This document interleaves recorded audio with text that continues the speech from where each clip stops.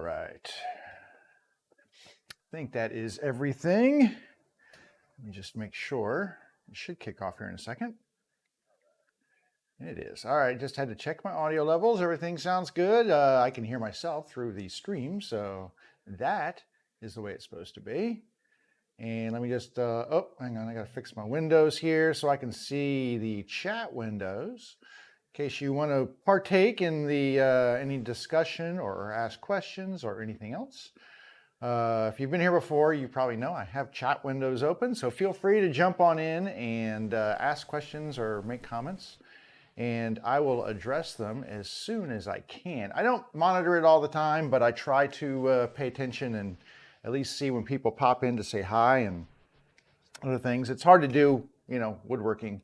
It's not like gaming where you have like monitors up and you can constantly see it while you're doing stuff. I have to come back and check. So I try to do that a lot. So if you have comments or questions or anything else, please throw them in the chat. If you don't know what you're doing here, well, you're going to be watching me do stuff with wood, because that's what I do on this stream. Is I do stuff with wood, and generally what I do is make bases. This is a base. Inside this base goes a sewing machine, an old sewing machine, a vintage sewing machine. And I make these things for people to put their old machines in so that they can either use them or display them. And these are in process right now. If you've been following along, you know that. But for those who don't, I'm kind of like halfway through the process. And that's what I've been working. I had some errors to these that I had to fix. I since fixed them, and the last thing we did on Friday was to install these pieces in the middle here, which separates the main compartment from a side compartment. Not all the bases get a side compartment, but the majority of the batch that I'm making now do have them. I got a frog in my throat, so excuse me. This is one that does not have a side compartment, so you can see it's just looks like a box, right? The only thing left really to do to this is to put in corner supports for the machine to rest on. And I'm not going to be doing that right now because I've got a lot of work to do on the ones that actually do have this storage compartment here. I've got to prep this and then make the lids that go into those areas. So that requires a lot more work than what the ones without the side compartments do. So that's kind of what we're going to focus on today. I hope you all had a wonderful weekend. I had a really nice weekend. It's really funny. It's like someone tapped Mother Nature on the shoulder and said, "Do you know it's fall?" And she's like, "Oh crap, I'm sorry," and turned down the thermostat because yeah, it got nice and cool outside and sunny and crisp, and the humidity's gone. And I mean, seriously, within a week, it went from summer to fall. Not only in a calendar way, but temperature wise. So that is really nice. It's like 66 degrees in the shop, which I haven't seen 66 in a long time in here. So that is always a pleasant thing for me. Now, when it goes down below that, then, you know, I gotta wear a sweatshirt and stuff. So that's not always great. But anyway, right now, it's very comfortable in here, especially because I'm gonna be using hand planes and such and working up a sweat and whatnot. But anyway, I'm looking forward to this weather continuing. This is my favorite season. I do love fall because not only is, you know, the weather, the temperatures and everything else, but at least where I live, we get beautiful changing of the leaves, and the color and stuff is pretty amazing. So I mean, it's not like, you know, going up to Maine or something, but we get really, really nice fall color change here typically. It depends on, you know, there's a lot of things that drive that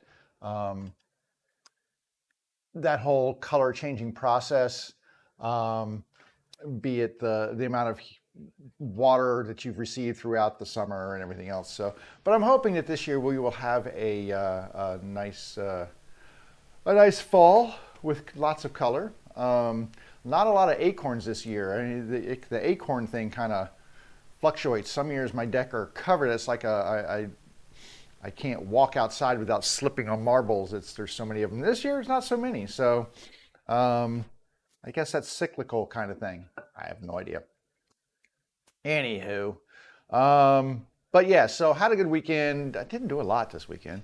I was getting stuff ready for my bike packing trip. So if you don't know, I'm going to take a bike packing trip from Pittsburgh to Washington, D.C., and I leave next Wednesday, which is why I will not be on stream after today until the, what was that, 9th, 10th, 11th, maybe I think it's the 11th of October.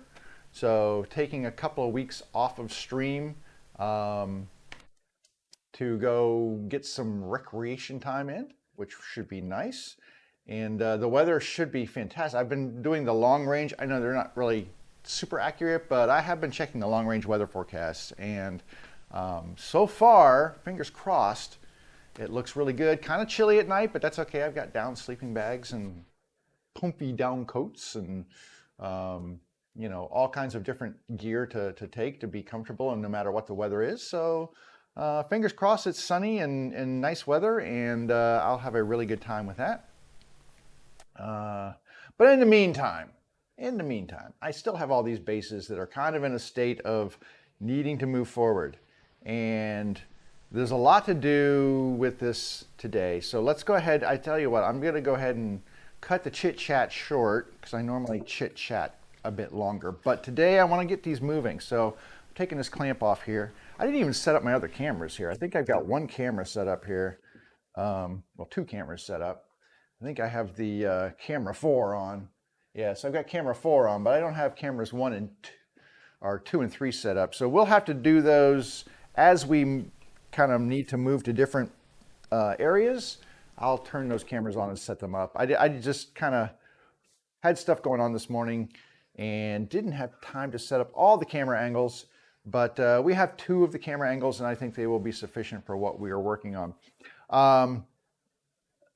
One thing I did on this weekend, well, I glued in the rest of these center portions here, the dividers between the panels. So I did that.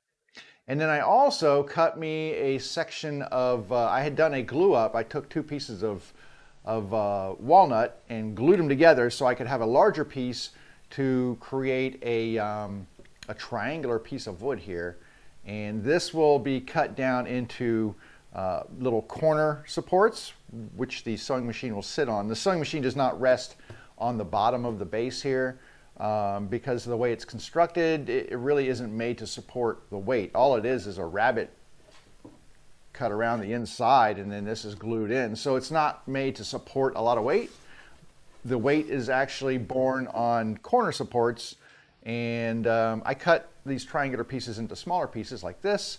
They get glued into the corners, and then the machine actually rests on those, and they're really, really stout. They hold up really well. I've never had one fail. So and the machines are pretty heavy. They range anywhere from, I'd say, 12 to 15 pounds. You know, the old iron beasts of burden that they are. They are quite heavy. So unconditional release of John Hinckley Jr. Sure, because you know, you should be able to walk the streets after you tried to kill the president once upon a time. You know, it's okay. We let go Sirhan and John Hinckley. Let them all go. What the hell? Sorry. I just popped up on my feed and I'm just like, what? I do remember that when I'm that old when he tried to shoot Reagan, or when he did shoot Reagan, I should say. I do remember that happening. So, oh well, maybe they've run out of space in St. Elizabeth's and they need the room. So, all right. So what am I going to do here? I'm going to, first thing I need to do is when I inserted these lids, or these dividers in here, these were cut to be just a little taller than the surrounding wood, the rest of the sides. And I do that so that I can use my hand plane to flush these down to the same height as the sides here. I want them flush. So that's the first thing that needs to happen, is I need to get these all flushed down. Once they get flushed to the sides, then we can take them over to the router table, and I will get my my 1/4 inch router rabbeting bit, which I think I have over here, maybe. Yeah, no, that's a roundover. Where's my rabbiting bit? Well, I'll have to go, here it is. So I've got a 1/4 inch rabbiting bit. Cuts a nice rabbit, which looks like this. So that's a rabbit bit. And it cuts a 1/4 inch groove around the interior of the lid space. So we'll cut that around the interior of the lid space. And that gives a place for the lid to sit down inside. The lid will be made from pieces of wood that I have set aside. This is not the one that goes with this. I just grabbed it. But anyway, pieces of wood that have been set aside to become lids for the varying species of wood. This is a piece of hickory. So I have a couple of hickory bases. So this is one of the lids, or will become one of the lids for the hickory. So I have pieces cut that will be sized and fit into those openings that we're going to make with the rabbiting bit. And that's going to require that these things get sized and cut down, trimmed, and round the corners and flattened, and then I take them and finish them with a hand plane so they get flush. So all these lids get flush. There's a lot of work that goes into just making a lid for these things. It is a lot of work. But that being said, I want to go ahead and start pushing into these things and getting them moving, because talking about it doesn't make it happen. So what I'm going to do here is I'm going to look at the base, and I'm trying to see which way the wood grain is going on this center divider here, because I don't want to go into the grain. I want to go with the grain. I want to cut, as I say, downhill from the grain, and it should allow me to more easily remove that wood. I've got my little bench stop in here, just a little stop that I put into the bench dogs, and that just keeps this from sliding forward. And what I'm going to do is get my hand plane out. I've got it right here, and I'm just going to take a pass here and see how easily get this out of the way, and see if I've got it in the right direction. Sometimes it looks like it's in the right direction, but it's not. Let's see if this is a better camera angle over here so you can see what I'm doing. It's not too bad. So that's not bad. I'm going to just push this across and just remove a little bit of wood at a time. Like I said, these weren't cut extremely tall.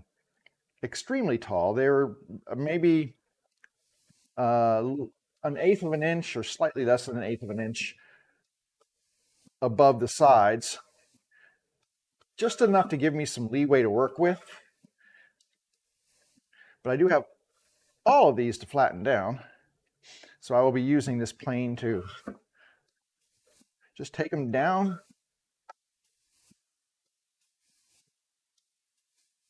Like I said, this is why I like having a little bit of cool in the shop, because it's a little bit of a workout.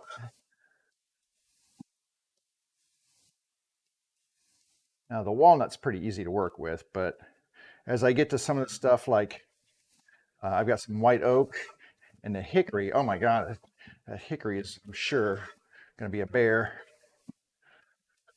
because it just is. Hickory is beautiful rustic wood that is a pain in the rear to work with.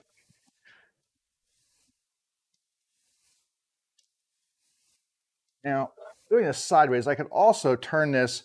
I've got a stop right here in the middle of the table. I could raise this up. If you look, there's a divider right here that runs down the length. I can actually raise that up and it'll give me about a 1/4 of an inch stop, and I could actually do this straight ahead too. So it just depends on which way I want to stand here. This one's getting close. I'm about a 1/16 of an inch off of being done with this one. And like I said, all I'm doing is getting this flush to the surrounding wood, and then it gives me a nice platform to run that router bit through. You don't want any high spots, because then you won't get a nice even rabbit all the way around the interior. Now I'm getting really close on this edge. This one still has a little bit to go, so I might pull up a little bit until I get close. And then we'll kind of square it off. Let's see, almost there. like I can hear the actual sound changes as my blade comes across the wood that's running in the different direction. So here I'm running with the grain, here I'd be going across, and I can hear those changes in the pitch as it runs across there, and it's almost like a scraping noise when I hit that grain that's going across. And that lets me know that, hey, you're there. So I think we are there. It feels pretty good. Yep, okay. So that's what I came up with, just those chips right there. So not too bad. All right, so we can dump those into the garbage and then just grab the next one. But that's what we got, nice and flat. You can see this is really nice and flush right here. And I'm just gonna keep on pushing through these. Like I said, try to identify this one. I can't tell where the grain's going. I think it goes this way. Some of them are easier to see. The grain pattern's easier to see than others. The other thing is, if it starts to give me really bad indicators that I'm going the wrong direction, just flip it around. But this seems pretty good so far. This is cherry. So cherry is usually really simple to work with. I don't want to say always.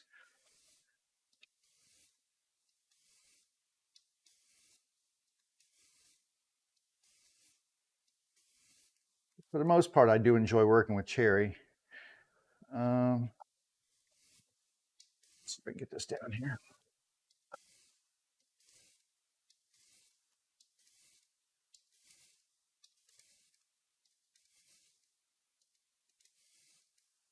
I'm getting kind of skinny things here. I'm not getting a nice flat cut on here. It's kind of weird. I'm getting a full width here. So I'm not sure. I kind of got off camber a little bit there.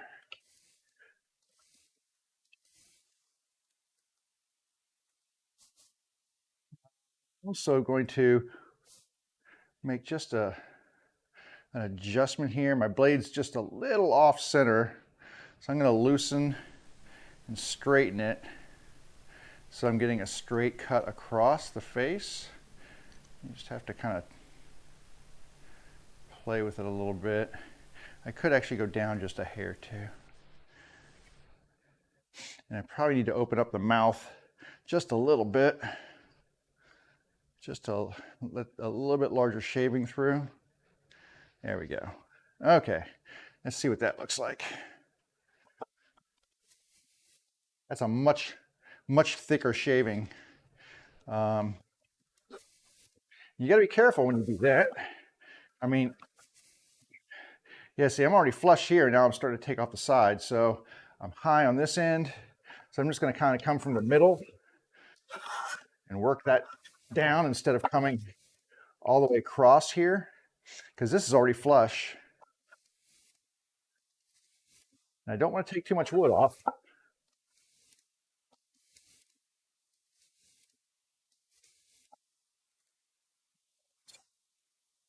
This is almost there, about 1/16 of an inch.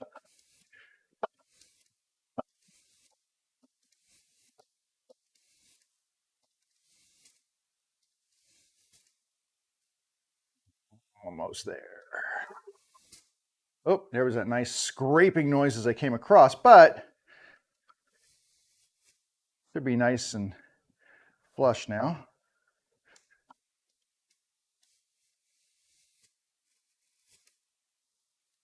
Go. Okay.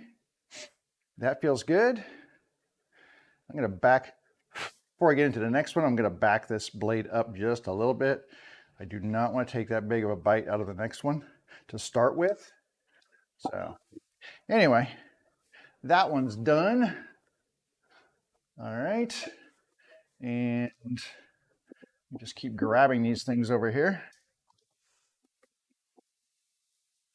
Keep my Jenga pile going higher and higher. All right.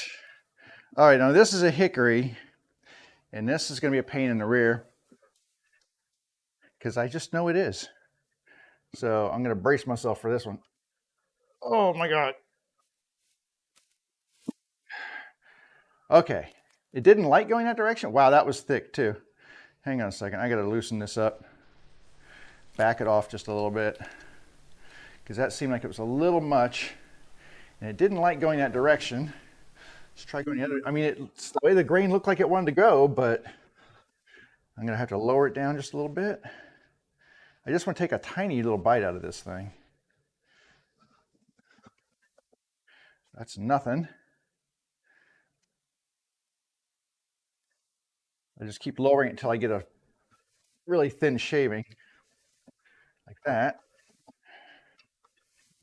That's super thin shavings that I'm getting out of there. But with this stuff, I'd rather take really thin shavings than catch it, and I'm gonna go just a hair deeper.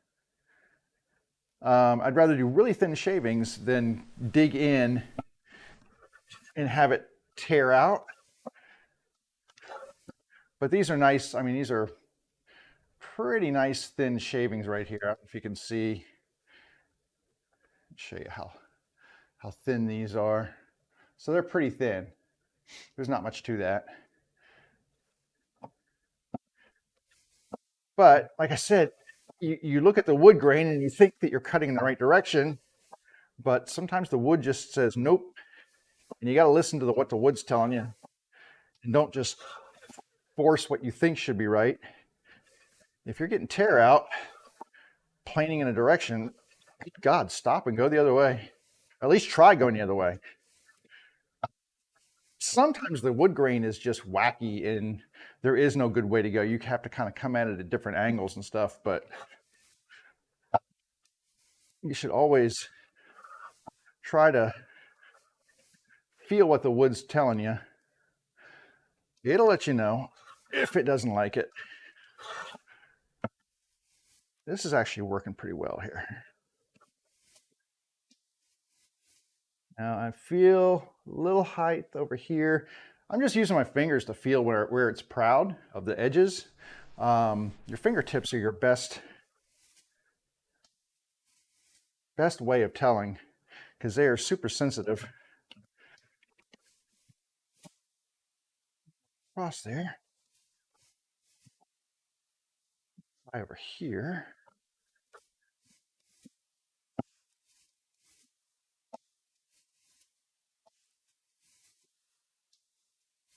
Oh my God, this hickory is so hard.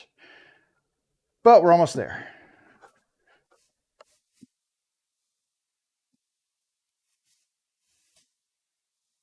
Okay, I'm gonna say that is good. Whew.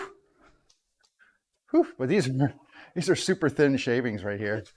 So kind of look like birch bark, the way that it has the grain in here. So what happens is it's a very open grain wood, and you can see that in the nature of these shavings, where all those little holes and stuff you're seeing through there are actually openings in the grain as I'm taking these shavings off.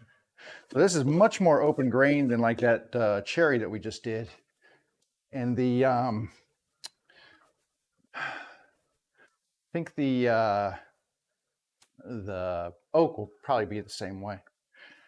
Okay, this one still has a clamp on it because it was one that I was just finishing up yesterday afternoon.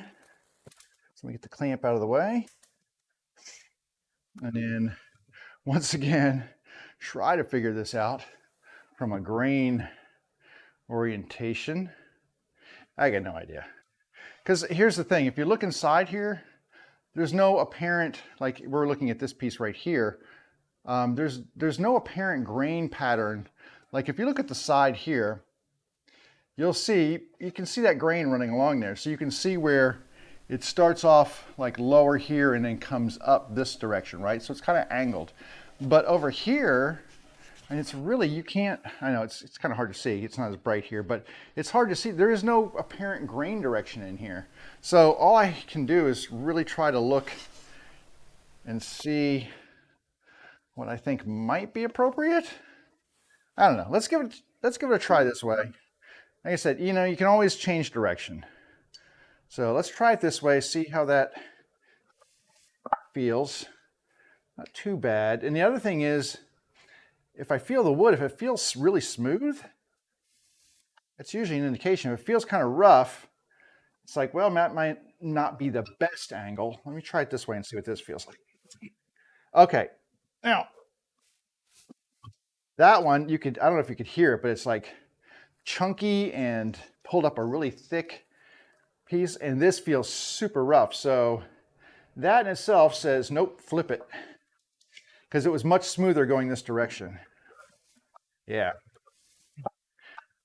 So even though it's not glassy smooth, it's much better than that other direction, and it's much easier to push through.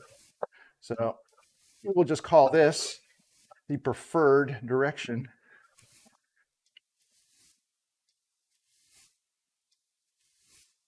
Probably getting to the point where I'm going to need to resharpen my plane here. Especially after doing hickory and oak, this plane blade's probably going to need a touch up, if nothing else.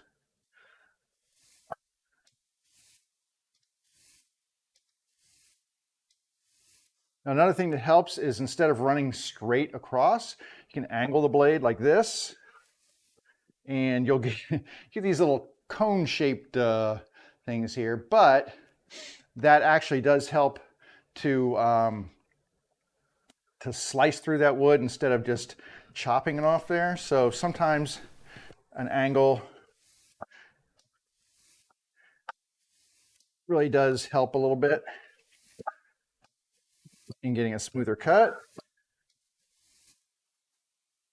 And you get these really cool tail-shaped things instead of straight. Like this is a straight-on cut. You can see that it's very flat, whereas the ones I hit at an angle are much more tube-shaped, like a rat tail kind of thing going on there. But it's also slightly smoother cut going across because I'm slicing the wood at an angle. Okay, this is flush down here, so I need to just kind of get this even with that. I'm going to pull up before I get down there, and then we'll finish it once I get this close. Okay.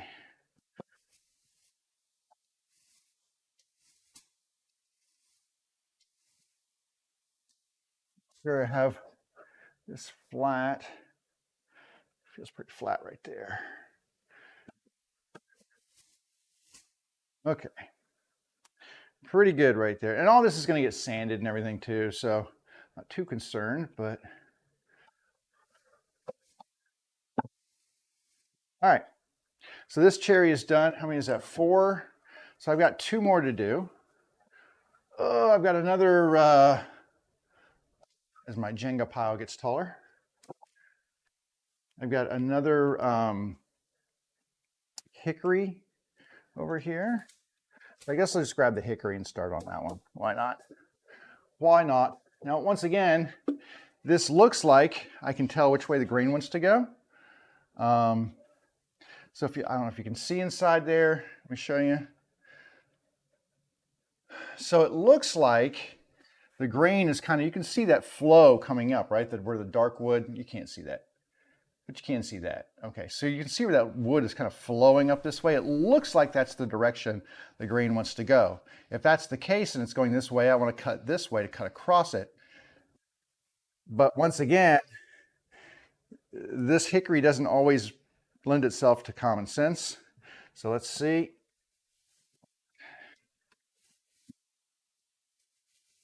It's not too bad. So we'll just keep going with this for the moment.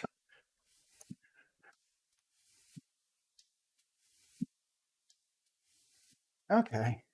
That actually, see now this time it's actually making sense and working the way it's supposed to.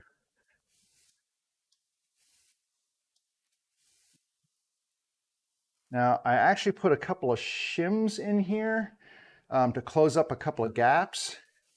So they'll be flush, hopefully look good when it's all lowered down here. I cut these things, and sometimes though, to get them to fit, you have to do a little sanding and such, and it can create a couple little gaps.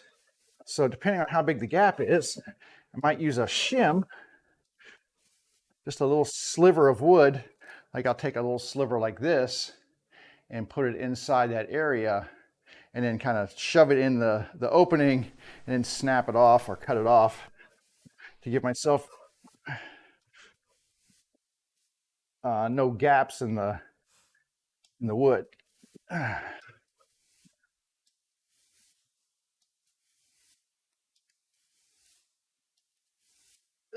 Get no leverage over this way though. It's kind of a pain. Let me move my stool out of the way just a little bit. Get my foot to the side. Get my weight into this. All right.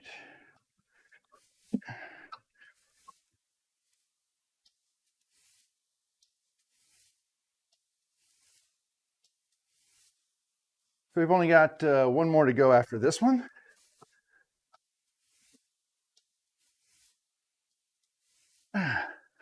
And check the chat windows. No one's in chat, so we're good. Feels not bad. So the grain, sometimes it undulates. And so you might get areas where it's nice and smooth, but you'll also have some areas where it just feels a little rough. But where it feels rough, that's actually going to get rabbit cut. So I'm not worried about it. If it wasn't going to have a rabbit cut on that portion, you can see where it's starting to stick a little bit there. What I would do is get out my cabinet scraper. Just kind of smooth it out. That was terrible. Oof, come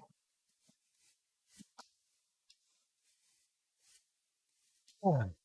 I'm getting close to flush down here. That's why it's kind of catching at the end there. Not quite there at the beginning.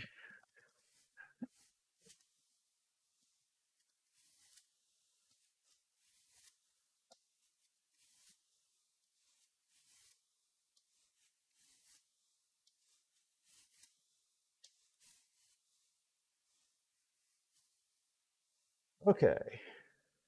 I think we feel pretty good there.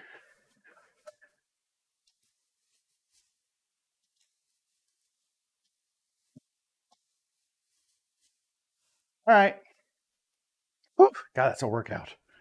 That is a workout with that stuff. I do need to sharpen this blade too. But you can see we're taking quite a bit of shavings off there. But one last one to go. And I get the clamp off of here. Put it away. This is the white oak. Now, normally, when I make white oak bases, I use quarter sawn white oak. This is flat sawn, and these little white marks that you're seeing on here are these light color marks. This is just some filler, some wood filler. This thing had some little holes in it, like little wormholes and stuff. So anyway, I used some of that. But if you look on the top here, you'll see it's got a lot of these like medullary rays in through here, these little lighter colored lines going across. Those are medullary rays, which is what you normally see if you're using quarter sawn white oak. You'll have those running all across the face and they look really cool. I couldn't get quarter sawn white oak. I got the flat sawn stuff. So it has some really nice grain in it, just doesn't have those medullary rays running through the front. And now I need to figure out which way you want to go. All right. I'm going to guess, because at this point it's just pretty much a guess. But I'm going to guess this direction right here. And I'm going to take a cut and see. That seemed pretty good. And the same thing as the last time, you can see that these shavings I'm getting have basically, they look like little teeny ribbons. And there's like these slotted holes going all along there. That's all where the grain is. So that's all open grain on these things.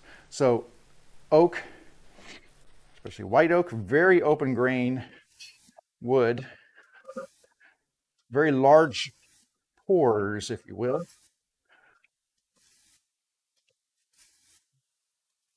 A little choppy down here, but not bad. But actually, all in all, white oak is a pretty nice wood to work with. It cuts really well. It sands really well. It's not terribly hard. I mean, it's a very, very tough, hard wood, but not that bad to work with.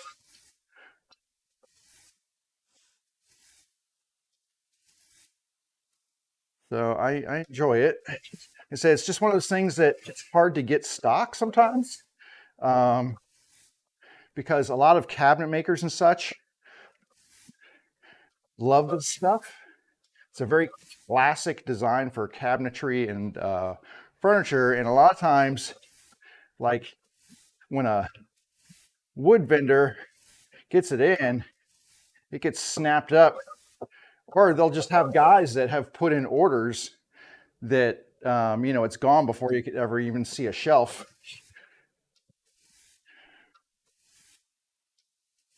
I was talking to my wood guy, and he's like, yeah, we don't even put it out. We just hold it, and you know, the guys come in and we hold it for them because, you know, they're good customers and we know they're gonna buy it all.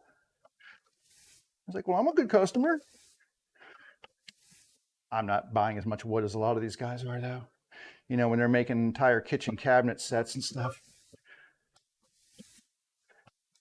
they tend to buy a little bit more wood than I do. I think the last time I was there, I spent $350 maybe, which is a lot for me. That's a lot. I think that's the most I've ever spent at one time at the wood store. But, you know, you'll get guys in there buying a grand or two worth of wood to do like a whole kitchen or whatever. So, and they're there like once a month. So you would see why they would get preference in terms of wood selection. And I don't begrudge them that. I'm making a living, so I'm just more of a hobby dude. So that's pretty close.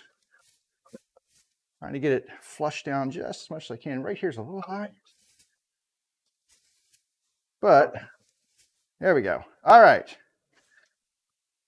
Woo! That was a workout. A little bit of a workout this morning.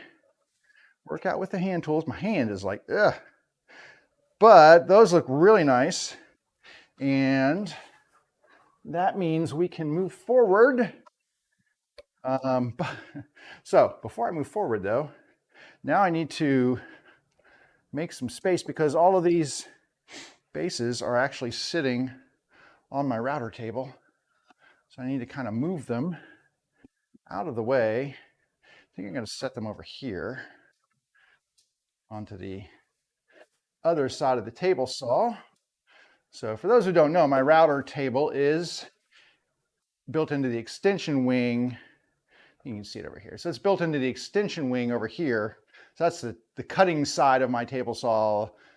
And this is the extension wing that I have built a router table into with it's got a lift and other goodies. So let me clean some of this stuff out. This one is small and does not need to be here.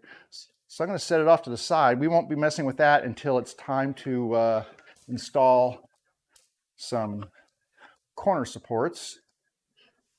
I'm going to actually set corner supports out of the way here, clear it off. Oh, I need to, hang on a second, I need to change this out. This is the table saw blade guard guide, whatever you want to call it, plate. This is the one that came with the table right here.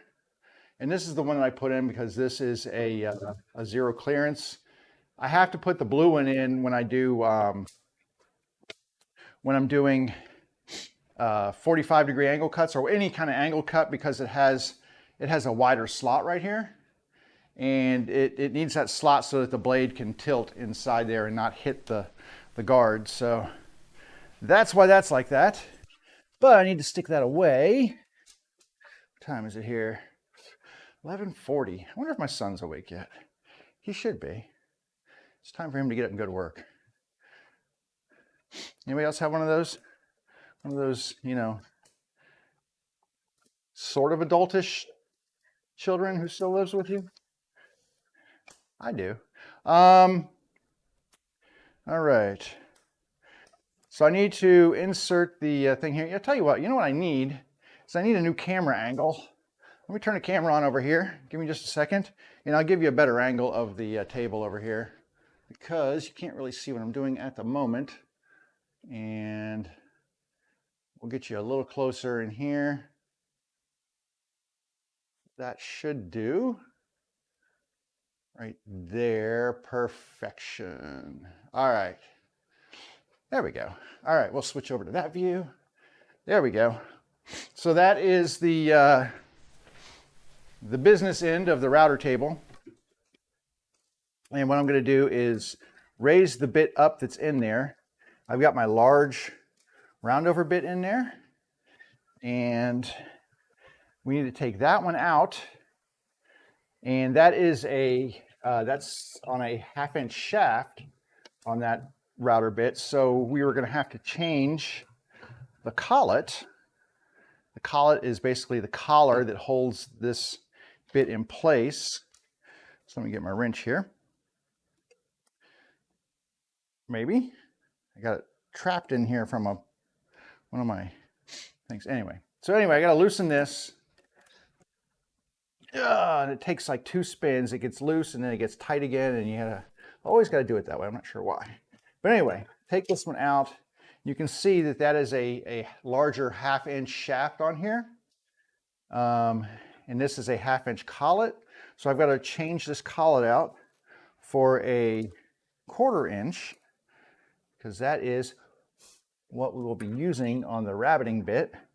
I have a larger 1/2 inch rabbiting bit, but the roundover that it makes, or the round bearing that it makes, is in the diameter of it's too big for this purpose. So I don't use it for these smaller cuts. So what I'm going to do is put this in here, and I usually just raise it up from the bottom just a little bit. It kind of helps clear through the table guide there when I lower it down. Anyway, just like that, nice and tight. The nice thing is when I raise the router up to the top, it locks this in place, so I don't have to use 2 wrenches to do that. And then all I'm going to do is lower this down like so. Now I'm going to get a cover. This was the one I keep on here, generally just to keep dirt and stuff from falling in when I'm not using the table. But I have one that fits around the side there. Let's lock that in. Okay. And then I need to set this to a depth that I want the lids to be. So generally I make the lids about 1/4 inch thick. That's usually thick enough to be supportive, especially with the woods that I use, but it's not, so it's not so thin that they'll break, but it's not so thick that it kind of feels too thick.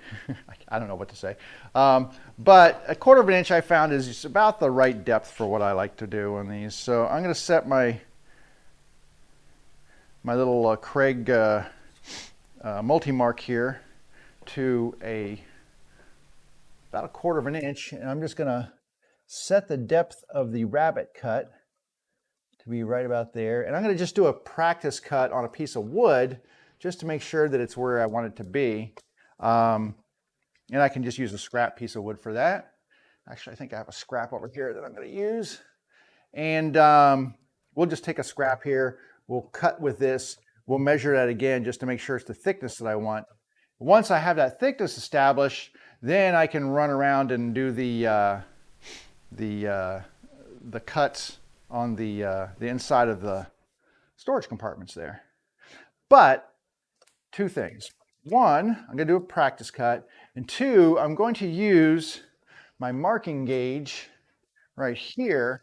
Before I make the cuts on the bases, I will mark them with the marking gauge, not so I can see it and guide my cut, but so that it tears the fibers alongside the edge of the cut so that it gets a nice clean finish to it. I have just found over time that is really the best way for me to get a clean rabbit cut, is to mark that edge. All right, let me find my appropriate stuff here. I need the power. And I'll go ahead and just have get my dust collection handy. It doesn't really, I put the boxes over top, so I'm not really making that big of a rabbit cut. But all right, let me, oh God bless it. Hang on, I've got this stupid clamp in my way. There we go. Is that better? That's better. Okay, so I'm going to make a practice, well, not a practice, but a little cut here on a scrap just to check the depth and make sure it's where I want it. And I'm going to put my ears on because the combination of the dust collection and the router are very loud. So this thing is spinning counterclockwise. It's going in this direction. So when I put this piece of wood against there, what's happening is it wants to grab, those teeth are coming in contact with this thing. This thing spins around, excuse me, and those teeth come in here and they're digging wood out, right? So you have to be careful when you ease a piece of wood in here that it doesn't grab it and throw it out, because also what can happen, it can grab it, throw it out, and pull your hand into the blade. So I always try to, you know, keep my fingers at a nice distance if I can from this stuff. Always respect the tool. That's what I say. Respect it, because it doesn't give a crap about your fingers.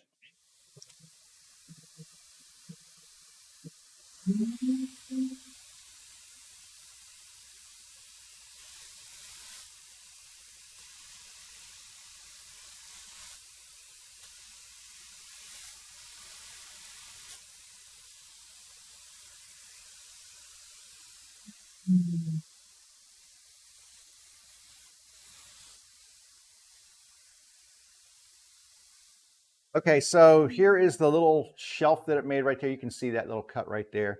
That is about the thickness. I'm going to just check it here. And that seems to be right on the spot. So good measurement that way. So now what I'll do is I'll use that little shelf that I just cut to set up my gauge here.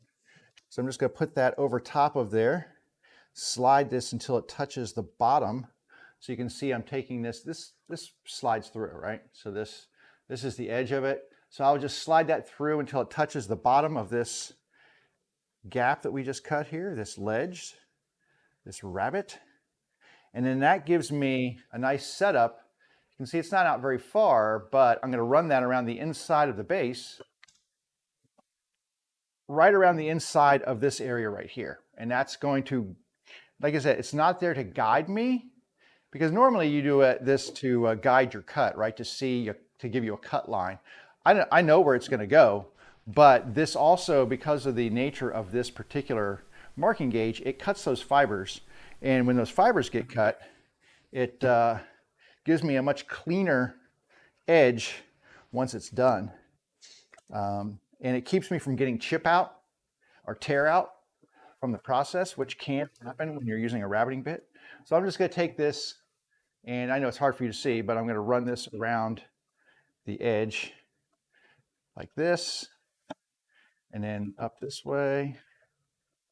So all I'm doing is keeping this part flush against the side and running it up here like this, across, and then down. I'll try that right here. Yep. And you really won't be able to see it, but there's now a nice cut line all the way around the inside of this thing. And like I said, hopefully that'll give me a nice clean area running around through here. All right, next thing to do is to figure out, okay, if this thing is spinning this way, when you're doing interiors, you take your wood a different direction than when you're doing exteriors. So exteriors, I would move this box this direction. Interior, I'm going to move it this direction. Just because of the way that the bit is turning, you want that wood, you want to go against that cut. So that cut's coming this way, you want to move against that cut. So the cut's coming in, you go against that cut. If I go this way, I'm going with the cut, and it's not going to give me a good result. It's kind of, you'll figure it out. I did. I'm not smart. I figured it out.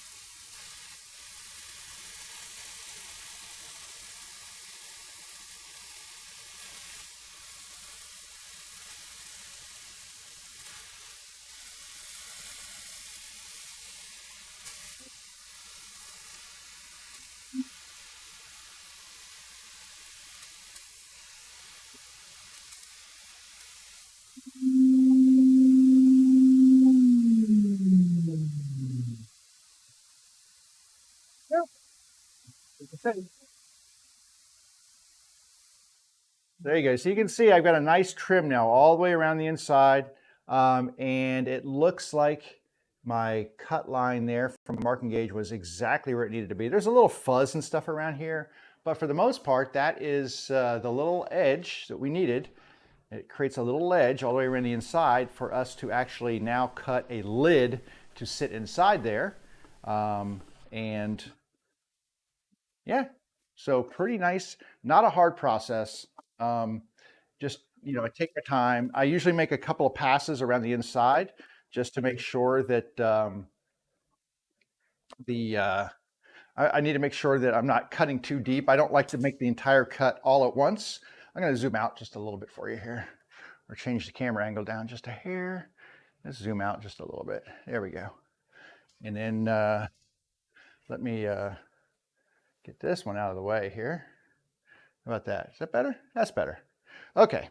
Yeah, so I don't like to try to remove all the wood at once. And I need to clean this up, but that's the process that we do. Pretty easy. Just, like I said, just kind of, to me, this is the best way to do this, is just get that line in there, and it really does make a difference.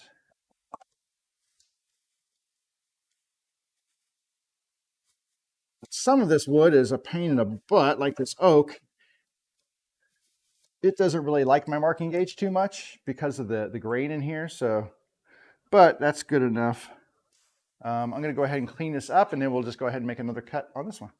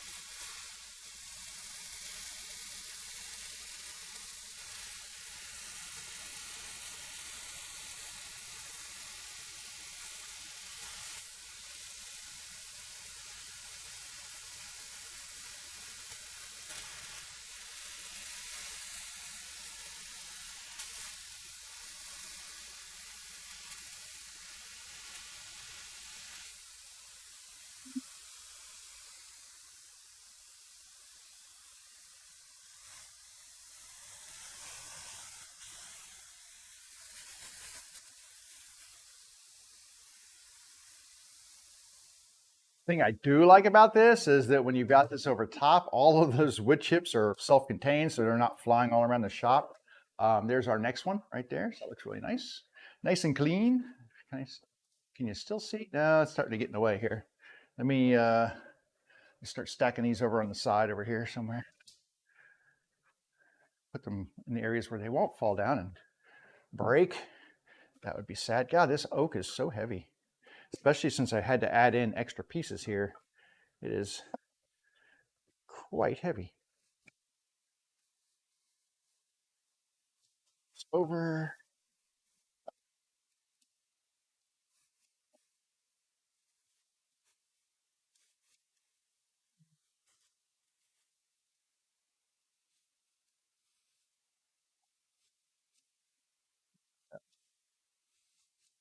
That's weird. Why is it doing this?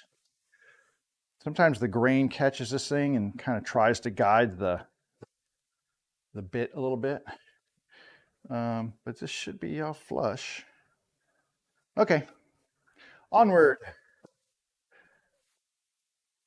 And it's not wanting to sit really flat here. Hang on a second. This one's a little odd here. I think it's a little high on this end.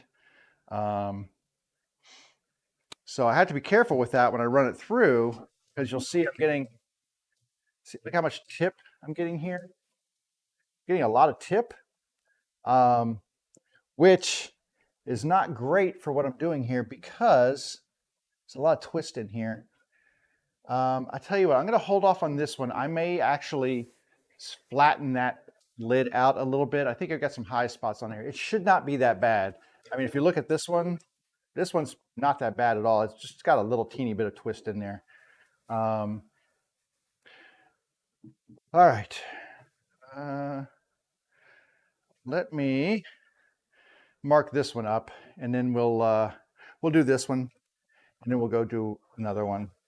We'll do that oak one last because I want to try to get it a little bit flatter on the top because it's hard to move it across the table if it's a little wobbly like that.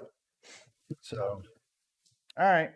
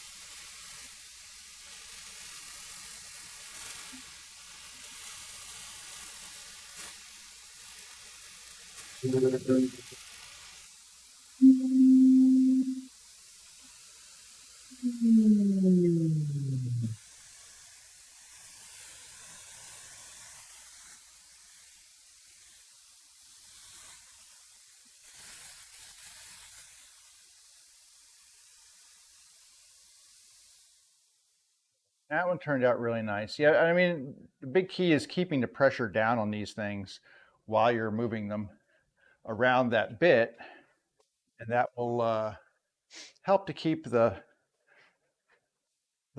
rabbet cut consistent all the way around the interior. Just get this one done here. This one's gonna be a pain.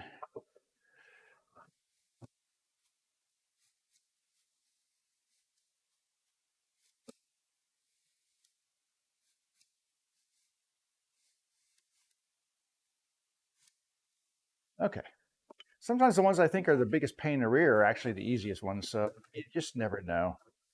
All right, and this one, look at that, that's nice and flat across the top there.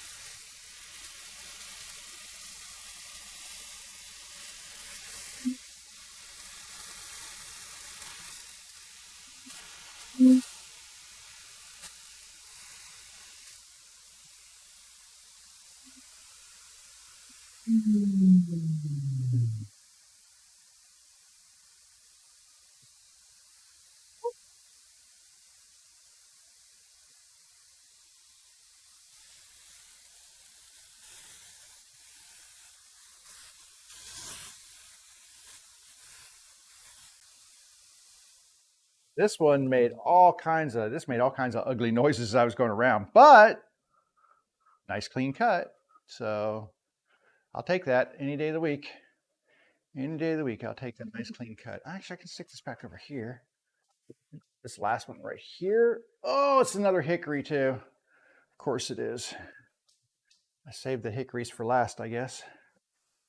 Not knowing that I did, but I guess that's what I did.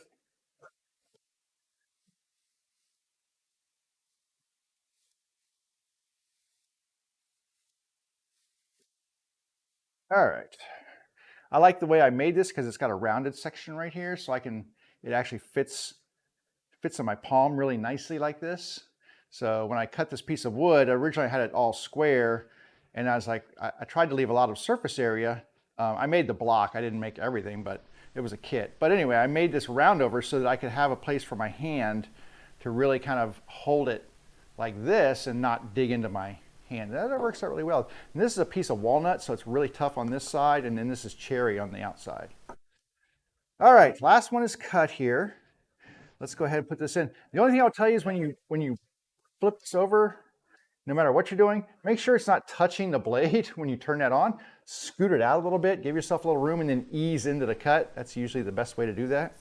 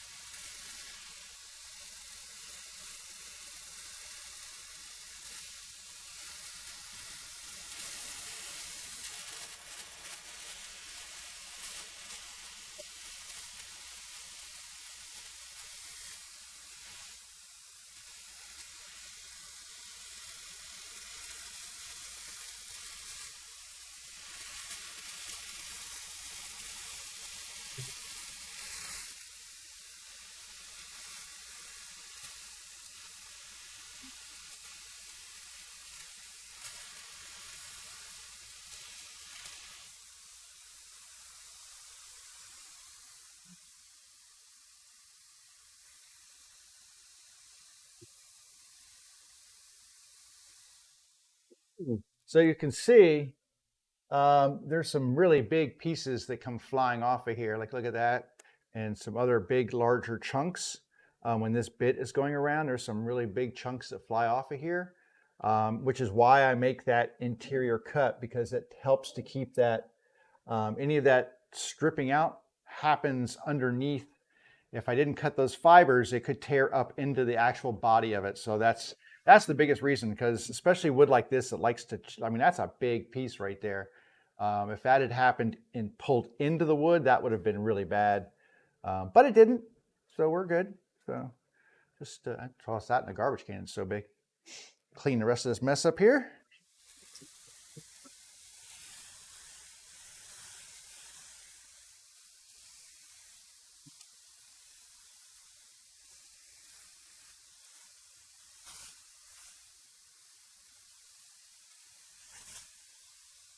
Okay, we're not done yet. We have one more to do. If you recall, we still had that, got that one over here that was, I'm going to move these out of the side for just a second. We've got that walnut one that just is not flat and a little bothersome. So what I'm going to do is I'm going to make sure this blade is down all the way so that it won't impact anything. And I'm going to use my table saw over here as my reference flat surface. And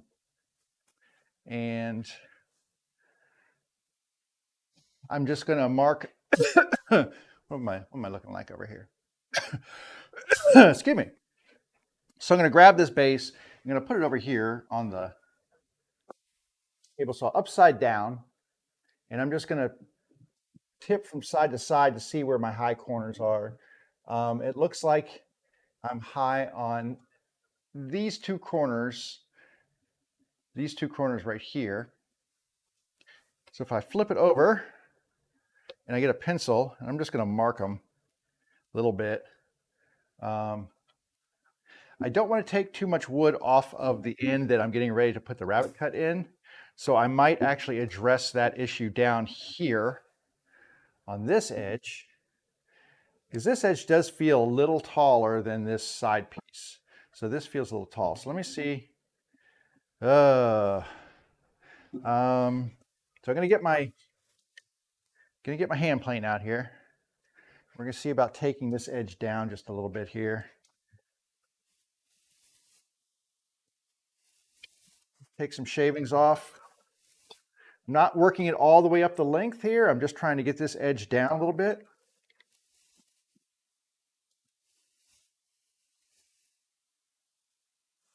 Just a little bit up the side there.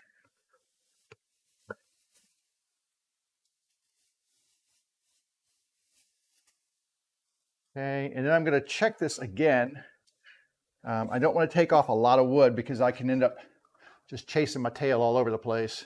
So just take a little off of one corner, see if that helps. Still high.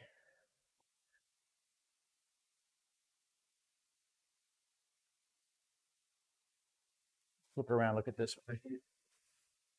So this, I believe, is a high corner right here. But I want to see where it looks like it's high.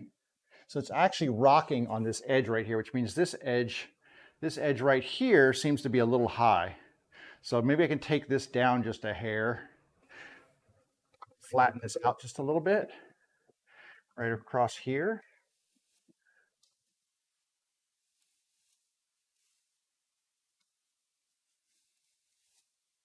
That might help a little.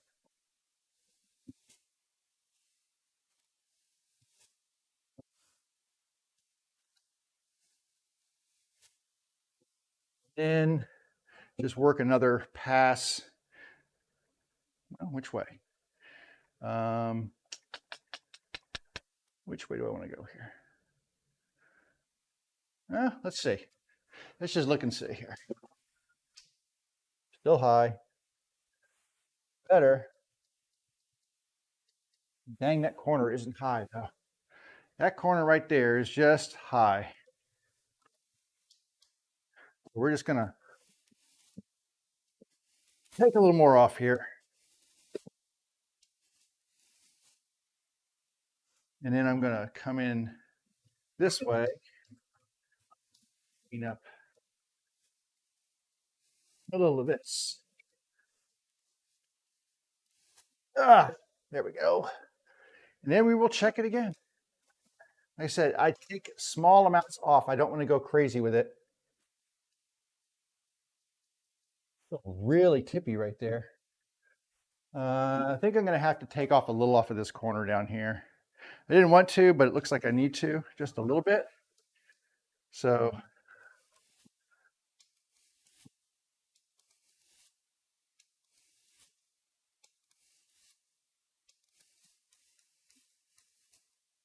I take a long pass at the end just to make sure that I've got a straight line going across there.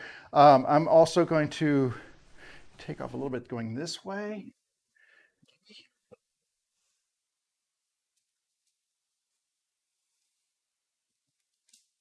I'm running out of room here. This needs to be cleaned up. I've got all these pieces here that need to go out of the way. That allows me to actually get in here and turn this thing. There we go.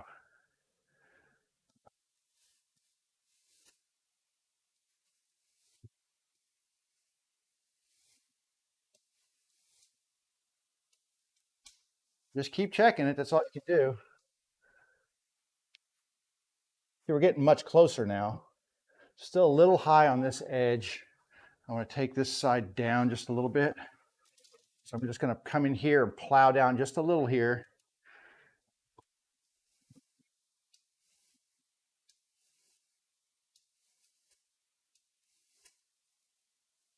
I'm trying to keep this as straight and flat as possible so that my lid will fit nicely in here.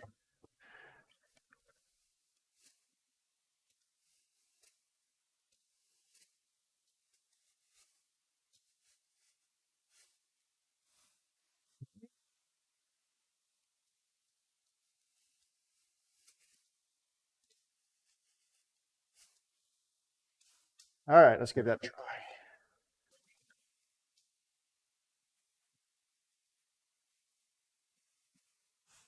Not yet. Not yet. The biggest problem is just trying to keep my grain direction going the right way so I don't tear anything out.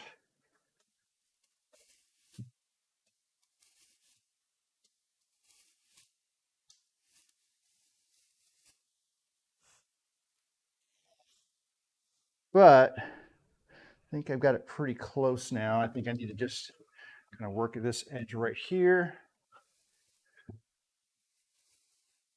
A little bit. Okay, that's flush. That might be it.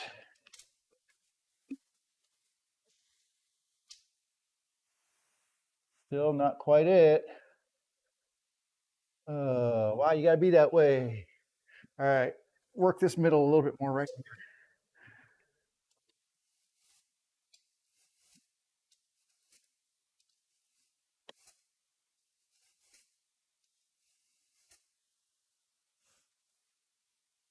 I can see where it's tipping. It's actually, some places it's actually more rolling along an edge than tipping. And I'm looking for where it's actually contacting the table, and then that pivot point is what I'm trying to remove. So this also should be a high side over here, but this side looks pretty close. Maybe in the middle here. Got a little bit of a high area right here. Let's try taking some of this out. Just this little area right over here. That looked like a little bit of a high spot on everything.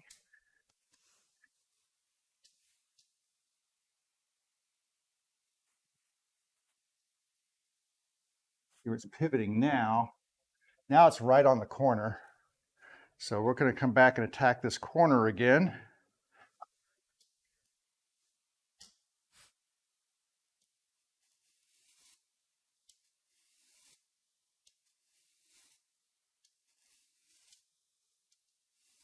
I don't necessarily like to hit both opposite corners because then you could end up taking off too much wood at one time.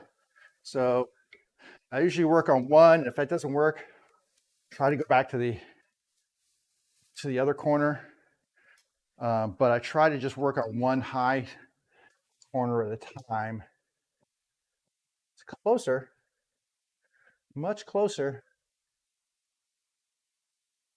Let me look. I got to come around the edge here and look at this. Let me look at this edge over here, because I think I'm rocking here. Well, okay. Looks like the end spot right here. Okay.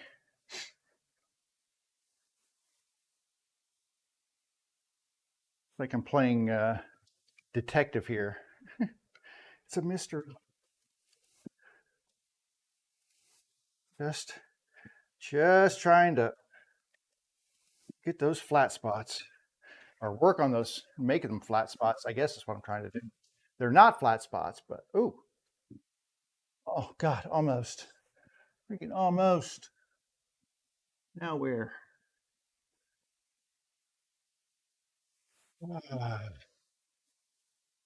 Okay. This corner right here.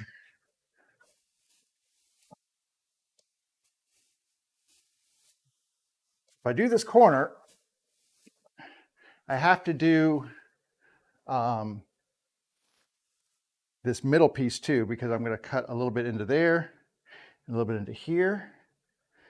So I need to make sure that both of these pieces are flattened down. And this one over here, the same way. All right, please be closer. If it's even like really close, I'm fine with that. Doesn't have to be perfect. There we go. Okay, that's good. All the wobble's out. And it's not going to sit there anyway. It's going to sit like this. And these are flat. I've already flattened these out. So problem is when you clamp and glue and do all these things to this stuff, and over time, after you've made cuts, the wood changes. Wood moves, you know, with changes in humidity and all kinds of stuff. You just end up with a different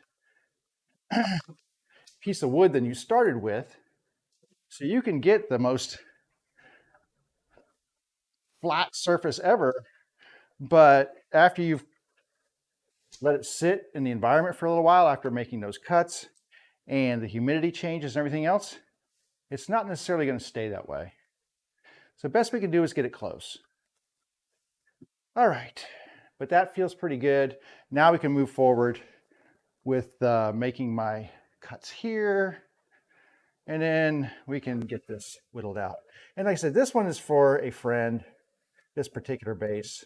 So I really want it to look nice. I don't want it to look, I mean, I like all my bases to look nice, but you know what I mean. It's like if I screwed this one up, okay, I just wouldn't sell it. But if it was for sale, but since it's for a friend, I would have to start and make one all over again.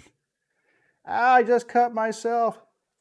These edges that I just hit with the plane are really sharp. All right, get my bloody hands up here and get this thing done. Okay, here we go.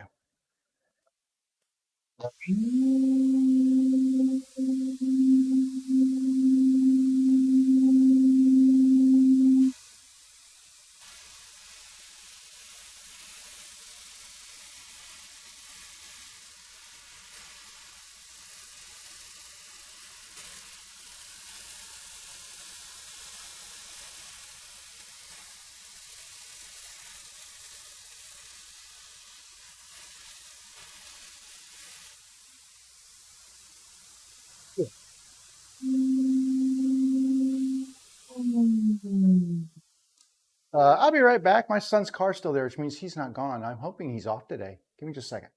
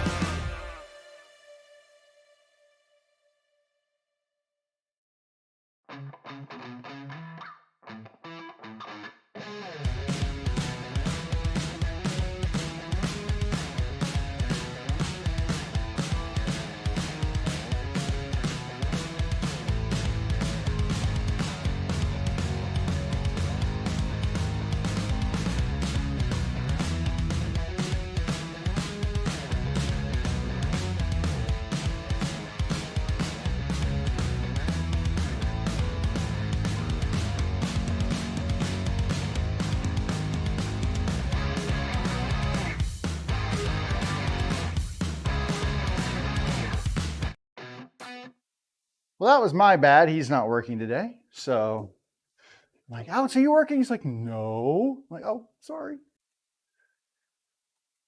Sorry. Oh, got all freaked out for no reason. All right. Let me get this cut cleaned out and then we'll be done. I just got freaked out. I looked out and saw his car and I looked at my watch. I was like, oh my God. All right, one more pass and it should be good.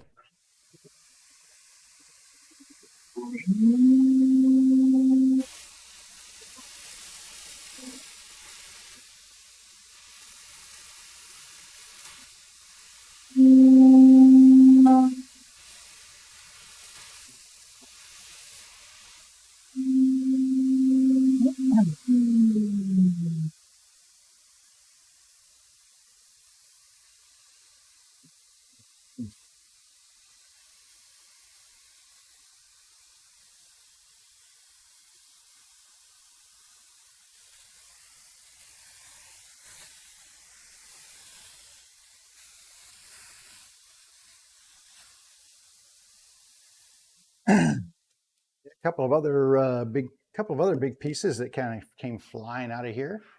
Let me go back to this camera. So yeah, there's a big chunker piece right here that kind of came flying out. Another one right here that came flying out. So, but all within the confines of that area that I marked with the marking gauge. So, yay! It did its job. It did its job well. All right, I'm looking for my little sanding pad. Is here somewhere, right there, and okay. Let's say Monday, right? Quiet in the chat on a Monday. All right, I'm just going to clean off the little fuzzies that I get around the interior here, just a little bit. But that is the the last of these. In fact, I'm going to go ahead and lower this rabbit head down. Let me just make sure I got them all. I think I did. 1, 2, 3, 4, 5, 6. Everybody's done? Everybody's done. Okay. Just want to check before I change the depth here. Not that it matters. I mean, it's not like they're all the same, but I'm going to take this off. And I'm just going to change this back to that, to the flat. So put it there and get my flat cover out here. Just lock that in. Okay, so now we have a nice flat surface. I can put these on here as we move into the next phase, which is the lids. So we've got now all of these bases and we need to get the lids cut for them so that we can start getting them slimmed down, right? Because we've got them pretty thick here. Most of these are pretty thick, about a ½ inch or so, I want to say. Some of them are a little thinner than that, but right around that ½ inch mark. Yeah, like this one right here, ½ inch thick. So we need to start getting these shaped down to where they should be. I don't take them down to their final thickness.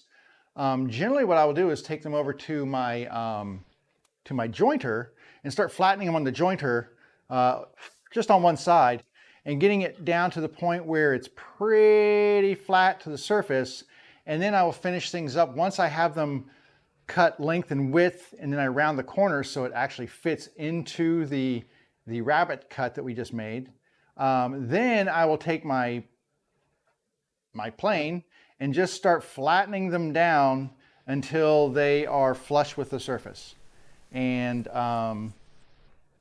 that's the process I use. Let's see, I'm trying to look to see, well, you know what, we can go with this. This is the one I just did, which was the walnut. So I have two. I only made one walnut, but I have two pieces of wood here. I actually kind of like the way this one looks. I like the grain on this one, so I'll show you that. I like the grain on this, is really pretty. So that looks really nice, right? The other one is kind of like, it's okay. It's got a couple little knot areas in there and stuff. So not necessarily thrilled with the way this one looks.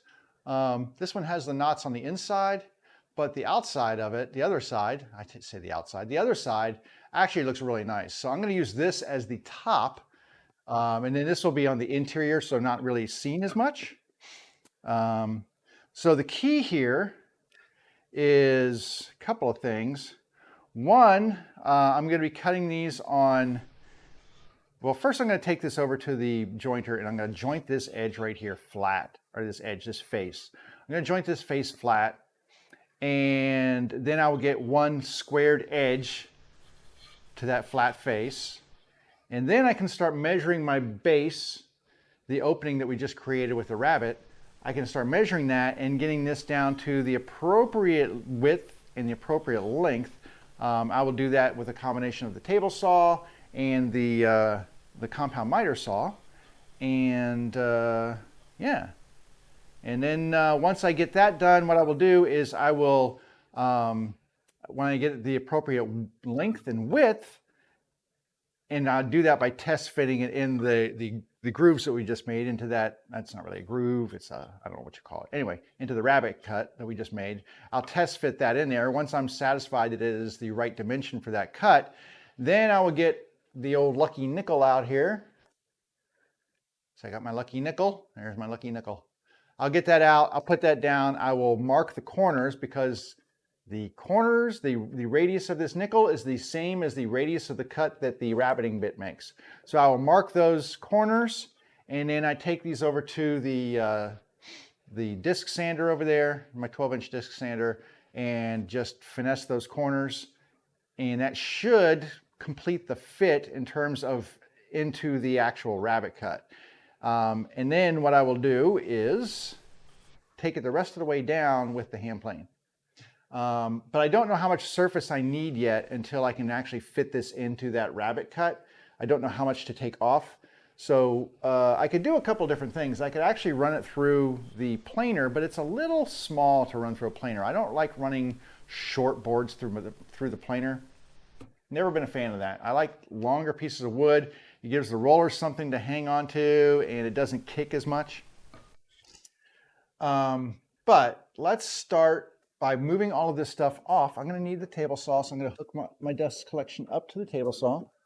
And we're going to move all of these bases off to the side for the moment. Oh, they're so big and heavy. But we're going to move these out of the way.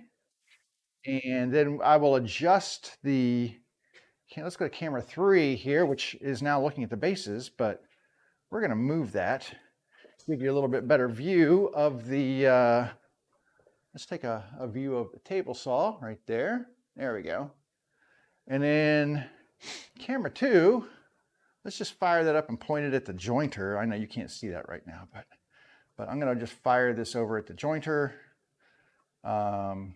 As soon as the camera, like I said, I didn't turn these on this morning, so it kind of needs to start up a little bit. There we go. That looks good. Okay. So that one's over at the jointer. Lovely.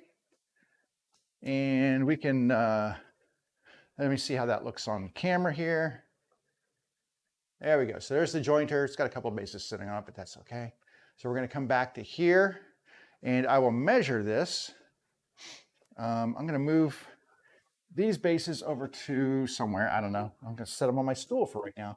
That's the only problem with working with a lot of bases is when you're in the process, you kind of have to find space for everything. Actually, the first thing I'm going to do before I actually even cut this on the table saw is I'm going to cut this on the jointer, or cut it. I'm going to flatten it. Let me check how wide this thing is. I might actually have to take this down in width because my jointer, okay, woo, just fits on the jointer. Okay. let's go over to the joiner. Because I've already established that this is going to be my, my top, I need to make the flat part here. I need to make this flat. This is going to get lowered down with the hand plane, so I need to make this flat. I'm going to use the jointer to do that. It's got a little, it's still a rough cut surface right here, so let's do this first. As I said, it just fits on my blade here. It's like right at 6 inches. Let me get my ears because it's not screaming loud, but loud enough I don't want to listen to it. And hang on a second. I've got some shavings and stuff in there. I'm going to unclog this thing. The dust does not come out of this really easily. I don't know why. That's a really loud truck. It looks like it would just fall right out the bottom of my jointer, but it does not. So I kind of have to go vacuum it out.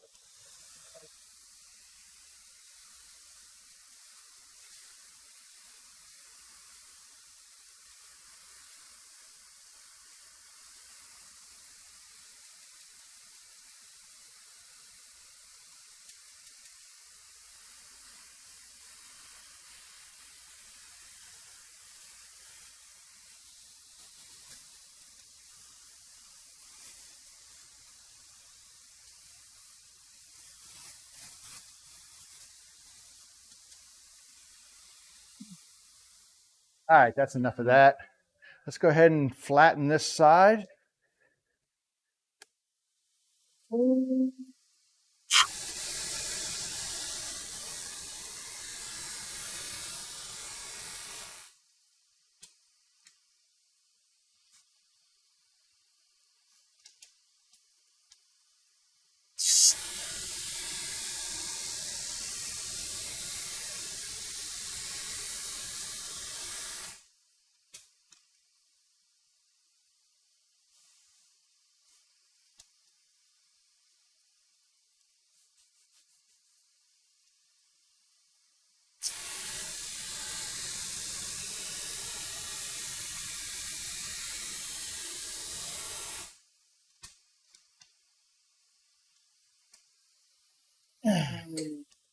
Okay, so this is now flat.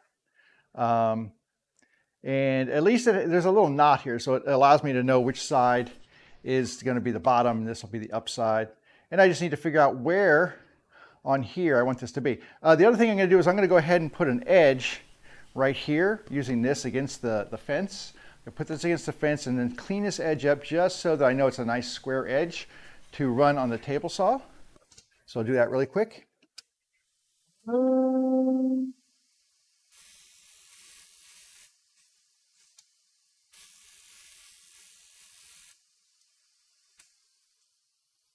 Okay, so now I have a flat side and a 90-degree square edge to that flat side.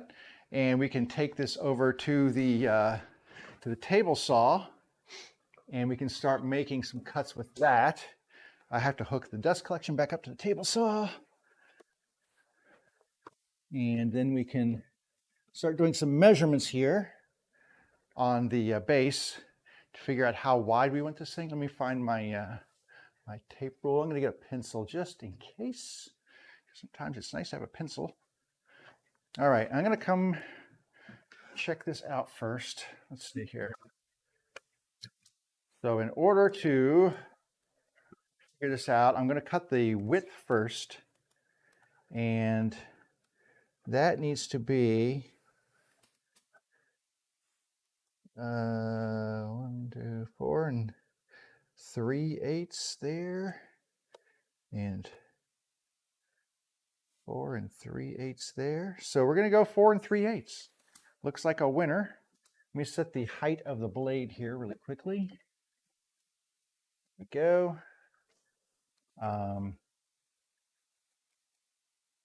Nice. 4 3/8.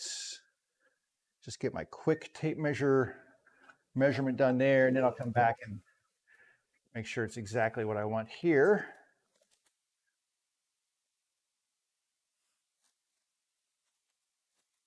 Find my inner tooth. That's the one I find cuts the most. There we go. All right. So 4 3/8.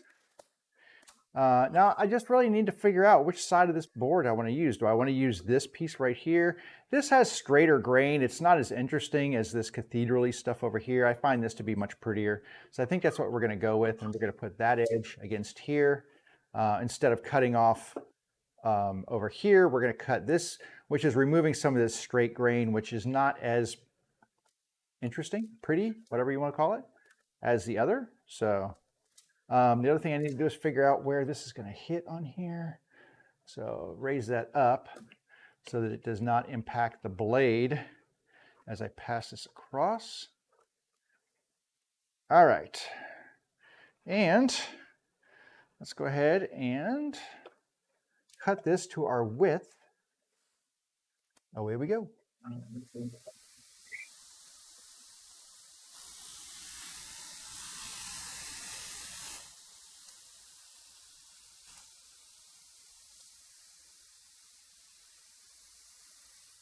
Okay, now an easy way to check this that I find is I'm going to get my base over here. So this should be the proper dimension now widthwise. So all I'm going to do is I'm going to check it in here.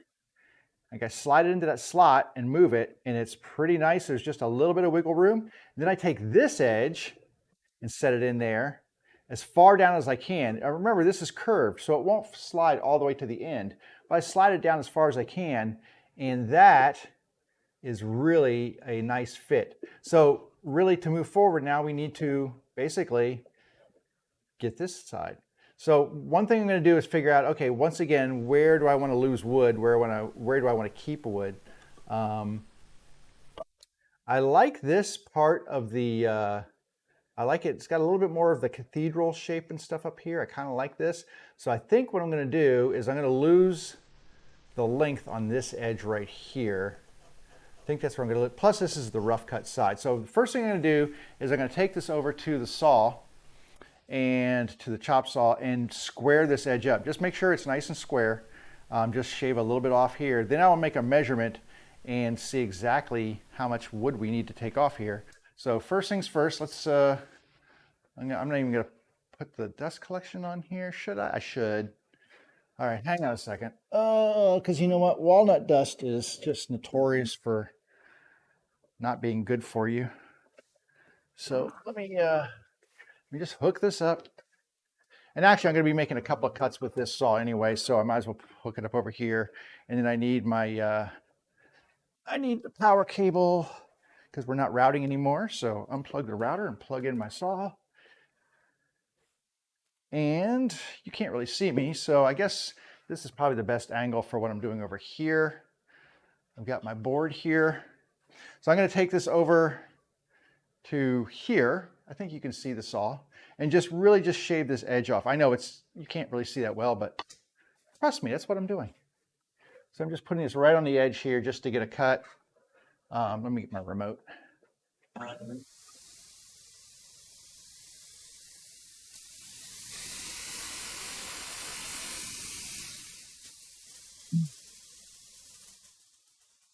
And I will wander aimlessly looking for my square, which is right here. And all I want to do is make sure that that edge that I just cut is square. Just hold it up to the light and look. There's no light coming through, so that's a nice square edge. So yay for me. I'm going to have to get a new saw blade one of these days because this one is just, it's the original blade. So, you know, I don't want to be too hard on it or anything, but all right, we need to come back over here and figure out what our length is that we're working with. And like I said, I don't just measure in the middle and leave it at that. I try to go to each end of it. So this side to this side, because they're not always, I mean, I try to be exact, but it's not always the same measurement. All right, here we've got 1, 2, 3, 4, 5, 7 5/8. Down here, see, this is a little wider than 7 5/8, but it's pretty close. So I think 7 5/8 will bring us home. So we're going to bring our pencil back over to our board over here, and I'm going to mark up 7 5/8 There's not a lot to take off of this board, actually. Not a lot. So I'm going to lose about 3/8 off of the end of this board. Just make my pencil mark so I can actually see it. Not always an easy thing to see a pencil mark on a piece of walnut, but make that, and then I'm going to check it again with my ruler before I make my cut, just to make sure that I didn't goof that up. Just measure that again. So, yep, 7 5/8. I'm going to come back over here to the saw and make that cut.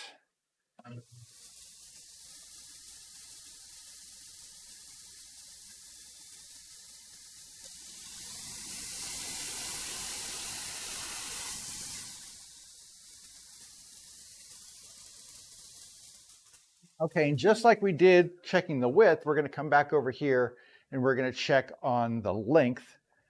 Do it the same way. See, width-wise, we checked it here, they look good. Now we're going to check it this way. So we're checking to see if this corner slides into this groove in this corner, and it does. So honestly, this is pretty much a lid, but the corners are square. We need them to be round.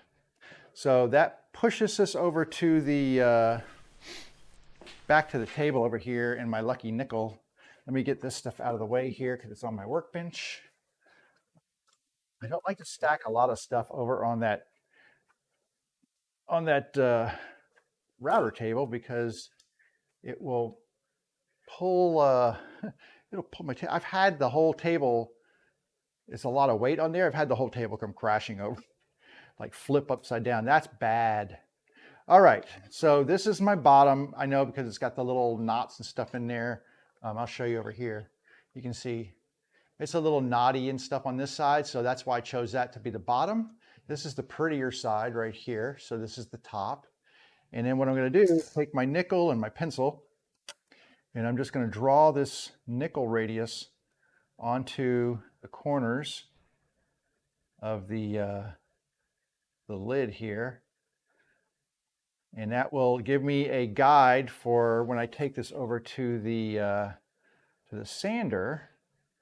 There's a lot of different ways. You could cut these off with a bandsaw or something, but I find it's just easier for me to just take them over to the 12-inch wide disc sander and just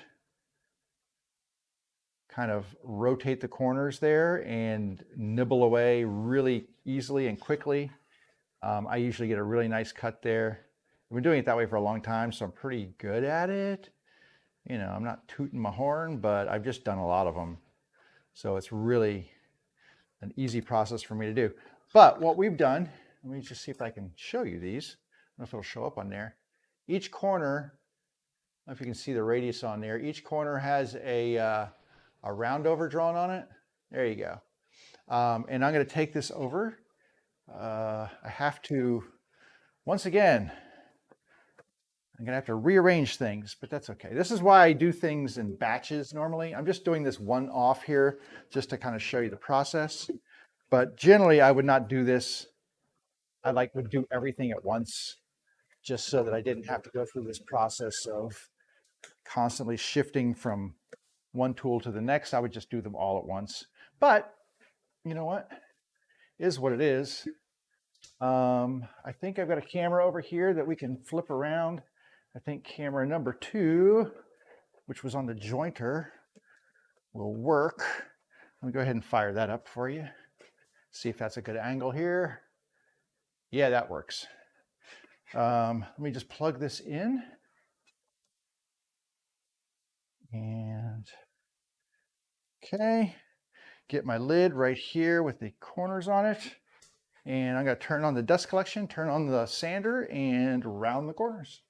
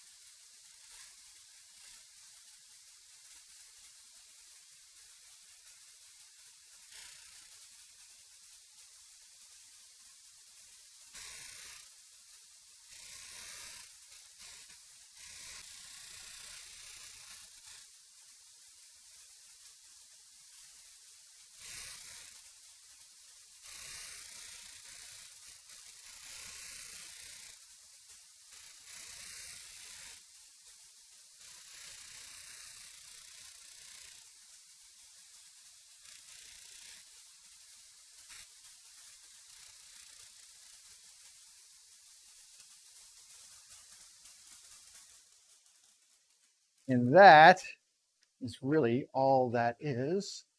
Let me look over here and see. So this is the final test as I bring it over to the base.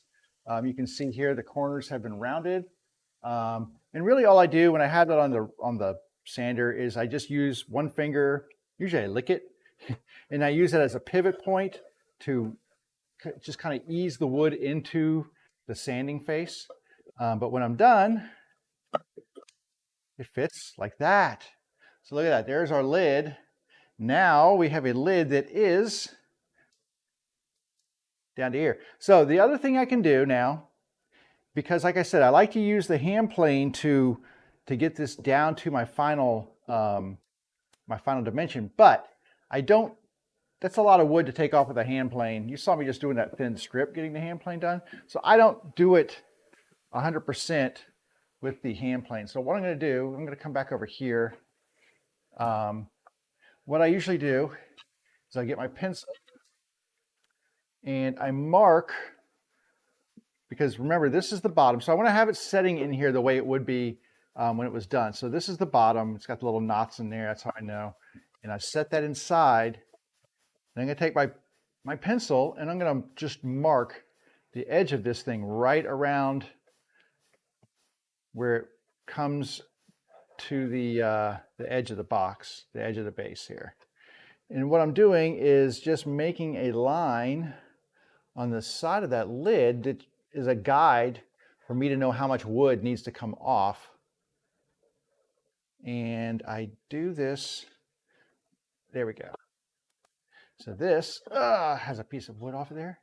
So now what I've got is, I don't know if you can see that line on there, but there's a line that goes across, there you go, you can sort of see that line that goes across the edge.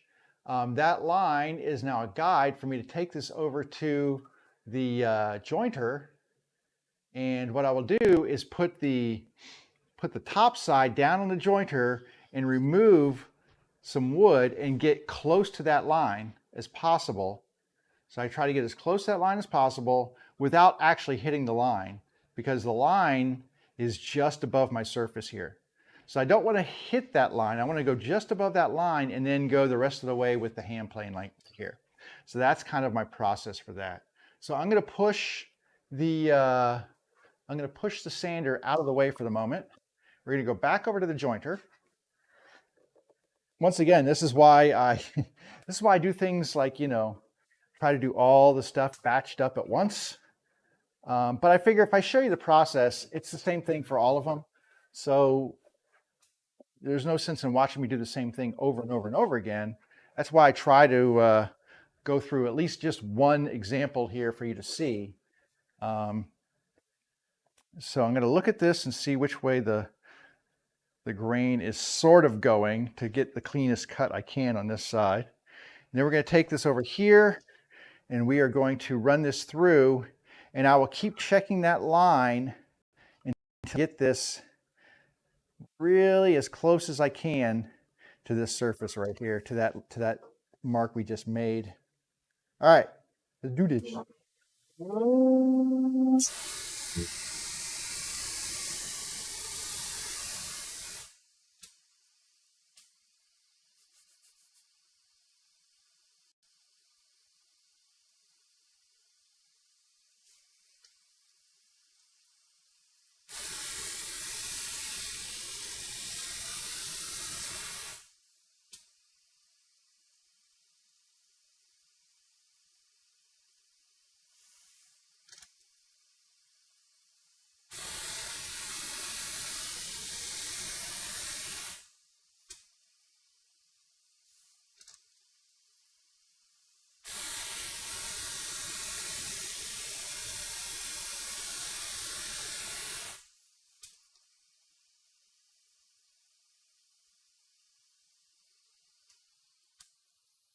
That is as close as I can get. It's actually touching the line on this side, and it's still just above it on this side.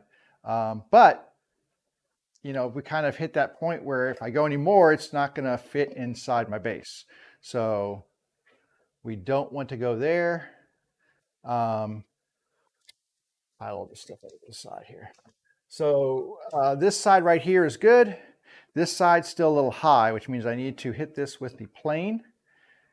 And hopefully, I got to move my table saw fence. Hang on a second, because it's going to be right in line with where I want this thing to be running. So let me get this out of the way here. Oh, and I can take these off my head. That feels good. Now, hopefully the grain direction here will be such that I can get a nice clean cut. I'm going to try to, and actually, you know what I'm going to do is I'm going to take this blade and just back it off just a tiny bit because I really want a really thin slice on here. So I'm going to back off just a hair and see if that even gets me a cut on here.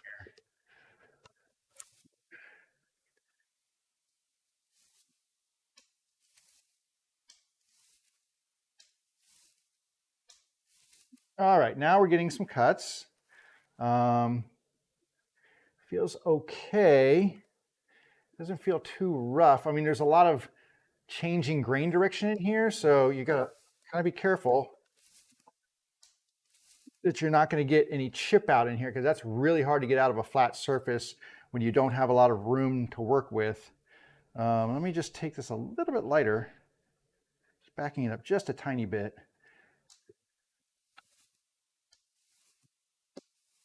Probably a little tiny bit too much.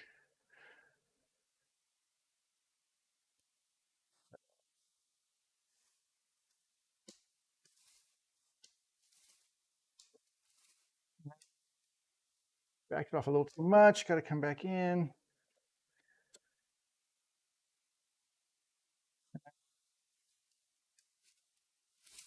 Ugh. Really rough on this edge. Now I'll be sanding this as well, so like I said, I just want to get this flush down here. But we're really close. We are very close right here.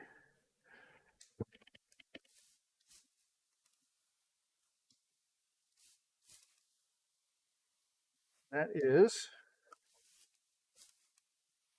I'm getting a little chipping right here. I do not want that. And that's because that's where that kind of that grain really changes direction right there. So what I'm going to do is let me look at my cabinet here and see if I can find, without tripping on 10,000 things on the way there, I can find this, which is my cabinet scraper. I don't know how sharp this thing is. Might need to be sharpened. But this is my cabinet scraper. It's just a piece of metal that has a hook on it. But that hook kind of acts like a plane. But anything, like if you get areas that have hair out or whatever, excuse me, it can really help you to clean those out. Now, I'm having a little bit of issue here, and I'm going to see if I can get my table to raise up. There we go. Because I wanted to get this notched up here. I'm going to turn it this way. It gives me more leverage to work with. And now I can push right towards you. So you can see right here, there's a couple areas that were rough, and I'm just trying to smooth those out with the cabinet scraper now. So you can see I'm getting kind of like shavings from the planer, but the cabinet scraper just does a cleaner, less aggressive job at cleaning up any of these areas where I might have gotten a little bit of tear out. And the other thing that I can do with this is you can go at it from different directions as well. Now, here's an issue. Once you get it in there and it fits really flush, how do you get it back out? Don't worry, we're going to cover that too. That's next. But I want to turn it around and see if I can clean some of these edges really quickly here. It's going in a different direction. which I guess I could have turned the box around, right? I mean, that would have probably been the smart thing, because this is the way that it's going to set in here. So really, what I should be doing is being smart and turn the box and do it from this direction, because otherwise I might be flushing it down to an area where it's actually going to be too low.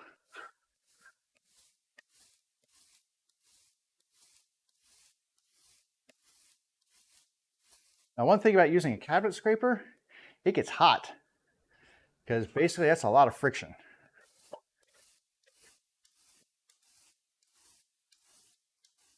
You can see I'm getting really nice shavings with this, so, and that is getting nice and smooth. Just looking for these areas where that plane might have just dug in a little bit.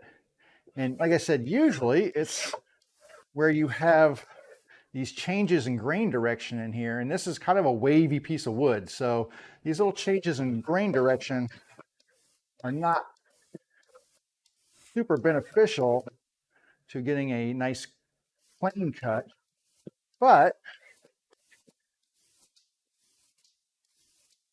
this does a nice job of cleaning it up and making it feel smooth.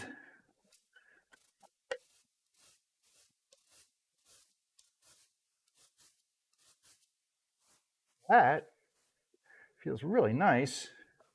The only thing I've got is a little high right here, but you know I'm going to be sanding this as well, so I'm not too concerned.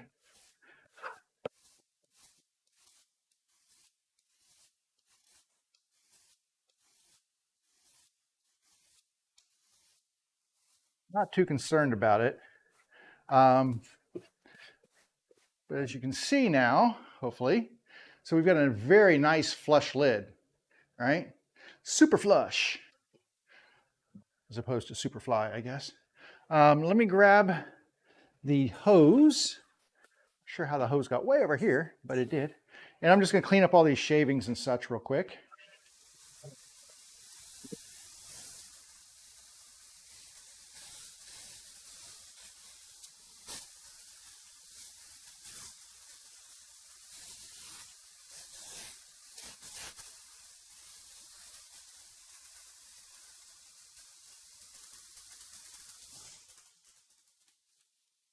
It's flying around up there. I need to change my, I need to empty the container here. It's getting full. Anyway, so now we've got this basically where we want it. We're going to, like I said, we're going to sand this down so it looks nice. But we still need an easy way to get into this thing, because as it stands right now, if you're trying to, you got to dig your fingernails in here to try to get this thing out. That's not really suitable for its purpose. I have seen people, and when I originally did these things, what I did was I put a little knob on here, but I changed from that because I like having this nice flat surface. To me, that really kind of sets it apart. There's nothing to grab onto, there's nothing to get in the way. So if you wanted to use this as a work surface, you could. And so that's what I really liked. So what I ended up doing is I put a finger notch in the top, and then I just kind of clean that out. And yeah, that's what I do. So let me show you how I do that. What time is it here? Oh, about 1 o'clock. So we're right on schedule here. So I put a little finger notch, and to do that, we go back to the nickel. I get more use out of a nickel, I tell you. So two things. One, I'm going to see how wide this was and then split that difference, because honestly, I can take it out of the base here, first of all. Maybe. I can take it out of the base. I'm going to set the base aside for a moment. Maybe. Set aside. Go. And I can measure this thing, figure out how wide it is, and then figure out where I need to put the center of the nickel on here. So this is 4 3/8, which means I need 2 3/16. So I'm just going to put a mark on here so that I can find that center line there. And then I can use a square, or I can probably just use my saddle square, just as easy. And I'm going to find that mark I just made, maybe. Wow. Did I even make a mark on here? Let me try that again. I can't even see the mark I just made. That's bad. Okay, 2 3/16. What the world? Where did that go? Make this a little bit more obvious to myself. Okay, it's a little more obvious now. Tiny bit. I tell you, man, I think the Wood Whisperer just recently did a video on, you know, being able to see your marks on your wood, like especially when you're using dark wood, and how you can use different writing tools and such to. So there's different kinds of, like, you can use. They make, like, you can use chalk, and they make like light colored markers and all kinds of stuff. All right, I'm going to take this, and I usually try to line up the top of Monticello with that mark I just made here. And then about halfway through the nickel, it's mostly eyeballing. I mean, it doesn't have to be perfect, but I like it to be close. So just like this. Okay. Now I've got, I'll show you that. You can see the mark I just made there. Hopefully you can see that mark there. I don't know. The light kind of bounces on there. There you go. It's a nice view of it. So there's the mark I made. What I'm going to do with that is I'm going to take it over to the bandsaw. Get all the tools involved in this. That's why I said making these lids, it's a lot of little steps that go into making these things. It's not just one thing. It's multiple things in order to get this done. So we're going to go over to the bandsaw, and I'm going to nibble that out. There's different ways of doing this. I use the bandsaw because it's just faster. I'm just going to take little teeny cuts out, and I'm going to do a bunch of straight cuts into this thing. And there we go. So I'm going to do a bunch of straight cuts up to my line, and then just kind of nibble it away, and then I can clean that up with the sander. But I found that this is the most efficient way of doing this. So let me get this out of the way. I do not need this. I'm just going to, the beauty of magnets right there. All right, let me get this done. And then this will just take a moment.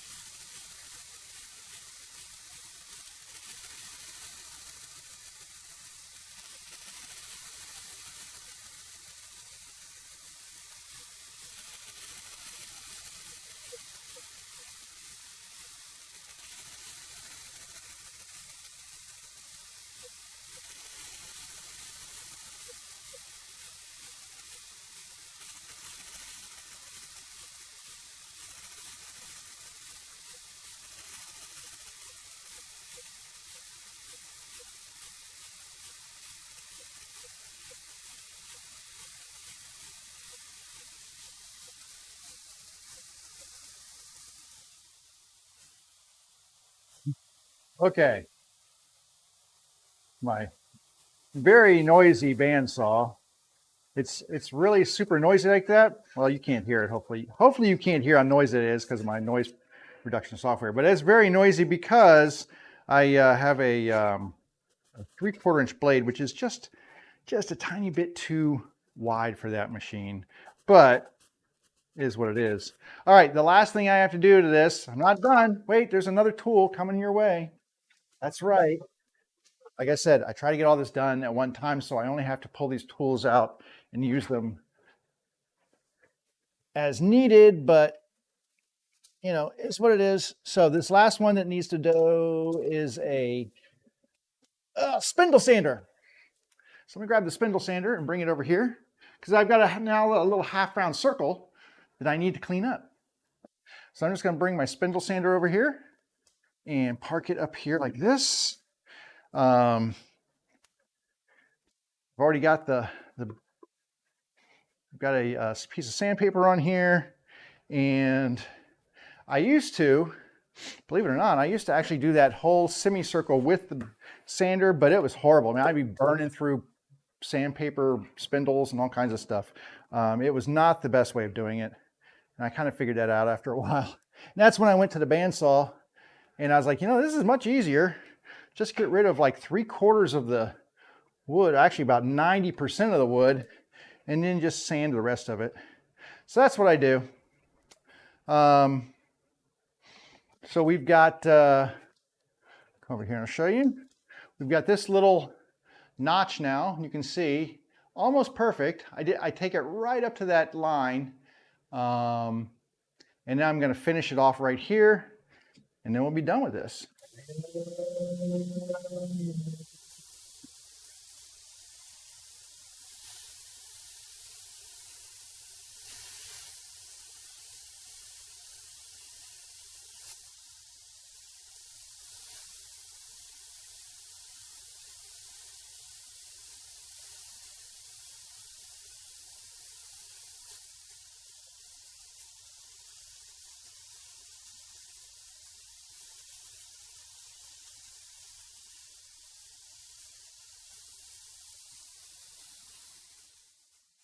That's all she wrote. All I'm doing is I'm just cleaning those saw marks and stuff out of there, making it look nice. So you can see the front of this now is a nice little semicircle.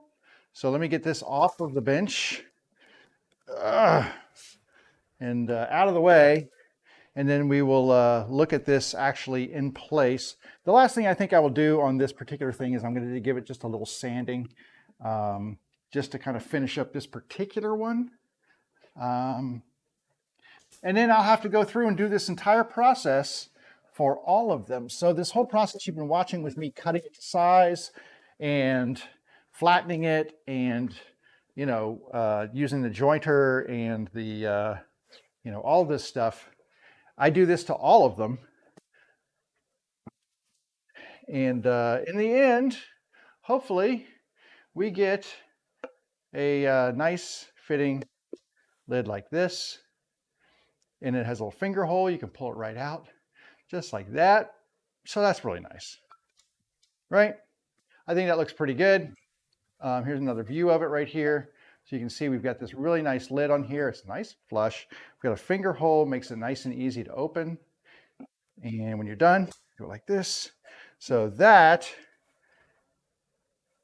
is a 90% done base.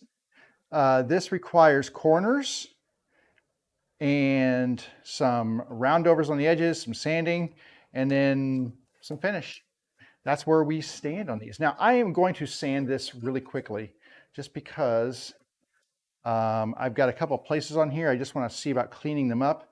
I am not looking to lower the surface down anymore. It fits really well. I'm going to sand it on here, and I'm going to put it into the base and sand it as well, just to make sure that it matches up nice and flat on that base. So we've got a nice, maintain that nice flush fit. But I just want to kind of run it through the sander just to see what's what here. So let me fire this up, and I think we've got some like 150 on here. It's pretty easy grit on here, and most of the surface is pretty nice because between the planer and the cabinet scraper, it leaves a pretty decent surface on here.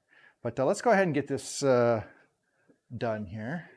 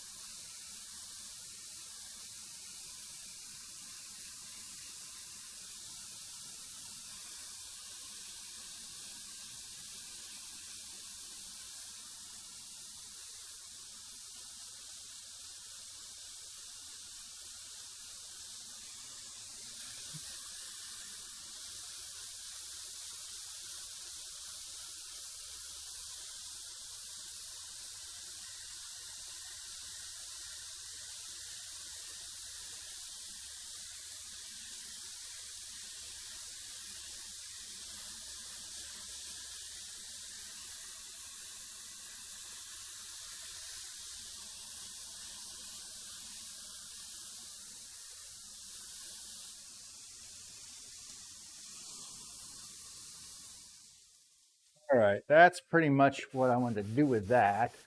Just going to hit it with this 220 really quick right here. That's pretty much what I wanted to do with that. Just kind of get it cleaned up and make sure that, I mean, this feels really good. Of course, walnut always feels good when you hit it with some really nice sandpaper too. So, but that's not my final sanding on here, but it's going to be, you know, close to it. I still have a lot of sanding left to do on this, but that looks really nice. Actually, you know what? Before we bail out, let's do something fun. And let me grab, I think I've got some here somewhere. Not acetone. Yeah, some mineral spirits. We're just going to grab some mineral spirits and just rub a little mineral spirits on here just so you can kind of see what this looks like when it's done.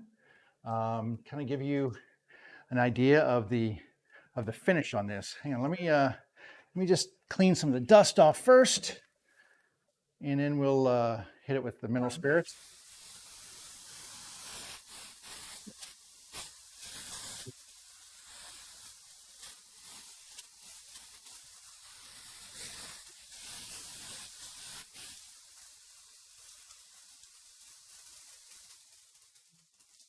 Definitely got some stuff in the bin I got to get rid of. That thing needs to be emptied. Anyway, here is just a clean bit of paper towel.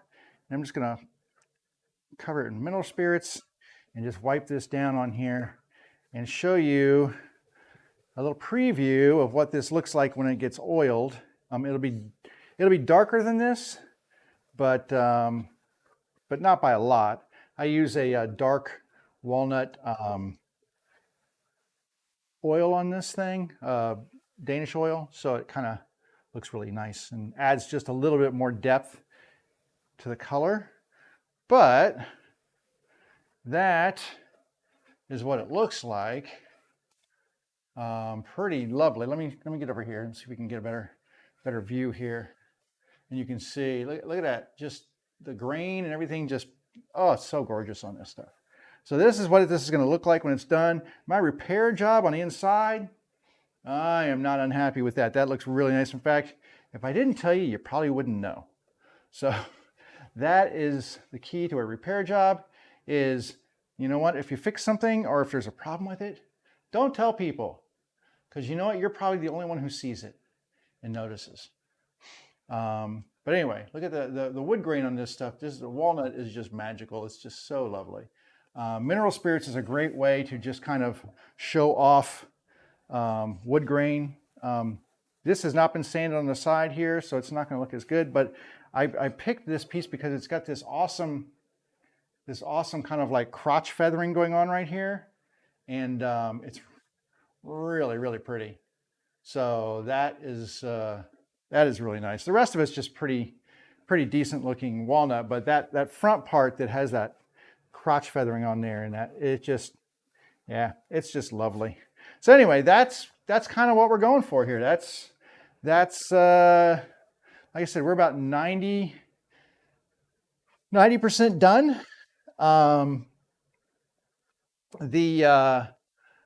You know, there's undone. So here's, you can see how light it is in comparison to these two colors right here. So with the mineral oil on it, the mineral oil will evaporate out after time. So but it gives you a nice preview, and it cleans the wood off and doesn't leave any residue or anything behind. Doesn't make the grain stand up. Pretty easy to use. I usually use naphtha. Naphtha dries, it flashes off really quickly. So in order to actually give you a better preview, I went ahead and used the mineral spirits. And there's a lot of people that just use mineral spirits to do this. I generally prefer naphtha because it does flash off faster and I can get on with it. But when you want to take a little time and look at it and look for areas that maybe need to be hit with more sanding or anything else, using the mineral oil or the mineral spirits allows you to keep that finished look to it and spot imperfections a little faster than the naphtha, because like I said, the naphtha dries off too fast and then you can't see imperfections. You really only see imperfections when you put a finish on. So by putting the mineral spirits on, it's kind of like putting a finish on, and you get the same effect, and you can really spot any defects. So it's a nice way of doing that, and just kind of like checking out the coolness of the wood, because yeah, it looks cool.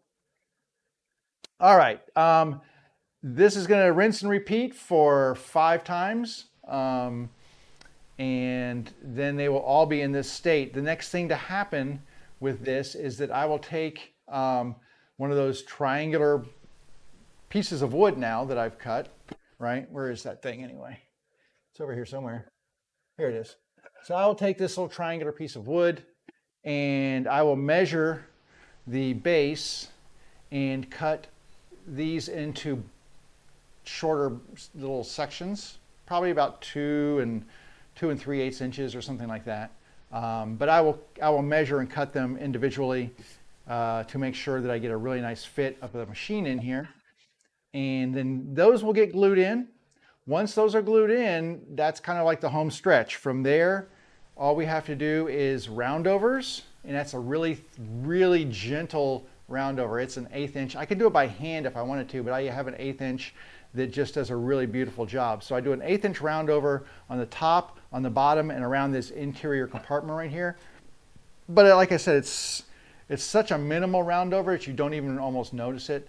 I will do that. I will ease the corners of the handles right here, because they're still, remember, these were cut on the CNC machine. So these handles right here are a little bit sharp. So we need to ease those just with some sandpaper. That's really simple. And then and then sand everything. Everything gets sanded at that point in time. Back up just a hair. I don't do those roundovers until I've already sanded down to 150. Because if I do the roundovers first and then I sand, it will actually square up. If I sand at like 120 and then 150, it will actually square up those roundovers again. So I wait till I've done the sanding with 150, then I do the roundovers, then I do some 200, because 200 doesn't remove that much material and just gives me a nice glassy, smooth finish, but while maintaining those roundover edges. So 120, 150, roundovers, 200, and then this thing will be ready for, it'll be ready for, well, this one in particular will be ready for oil. The other ones will be ready for being stained. So, but none of that is happening until I get back from vacation. So, like I said, I'm leaving on Wednesday. I take the train. Hopefully this one stays on the tracks, unlike the one in Montana. That was a horrible thing. But taking the train up to Pittsburgh, and then Thursday starting my ride back to here. And hopefully, like I said, everything will be good. Weather will be good. All mechanicals are shipshape. So the only thing I'm really worried about is me. It's a lot of miles. It's more miles than I'm used to doing. And it's more miles than I've ever done. I'm not doing them all at once, but it's a lot of miles. And I think my longest day is about 50 miles. So I'm going to break it up into little sections. I don't have to do it all in one pedal session. So I'll break it into sections, 10-mile sessions or whatever. And yeah, it should be a lot of fun. I get to camp, which is awesome. I love camping, and looking forward to that. I've got all my gear and everything else. So half the fun is preparation and anticipation, and then the other half is actually doing it. So anyway, that being said, I will be back here on, I think I said the 11th is what I said. Let me check real quick here. I'm going to check the calendar really quick, but I believe, what's today's, the 27th, 20, so, I'm trying to get my calendar to roll over here. Stop it. So yeah, I get back there. So the 11th is when I plan on being back in the shop. Hopefully I get back that Friday beforehand, not until later in the day. So that Friday afternoon, or Saturday and Sunday, I will probably try to get all of these into the same state as this one right here, so that we can move forward with getting the feet done and getting the sanding done and everything else. I mean, we're really kind of on the downhill portion of this now, and that's what I like. The one thing I will say is that when I do the corners, that requires an entire day of gluing and clamping and such. And so I can't do them all at once. I will have to do them just like I did when I put the bottoms in. I will do a few of them and let them sit, and then do a few more and let those sit. So anyhow, all right, well, I'm going to go ahead and wrap this for the day because I got things to do, and probably so do you. So, oh, and by the way, today is my mother's birthday. So happy birthday, Mom. I love you. I will actually call you later. She watches, but she never says anything. So she just kind of lurks in the background. But anyway, love you, Mom. Happy birthday. I'll talk to you soon. And for everybody else, I love you too. Thanks for stopping in. Have a great time. Get in your shop, do some stuff, and come back and see me on the 11th, okay? Until then, be safe, take care, and I will see you later.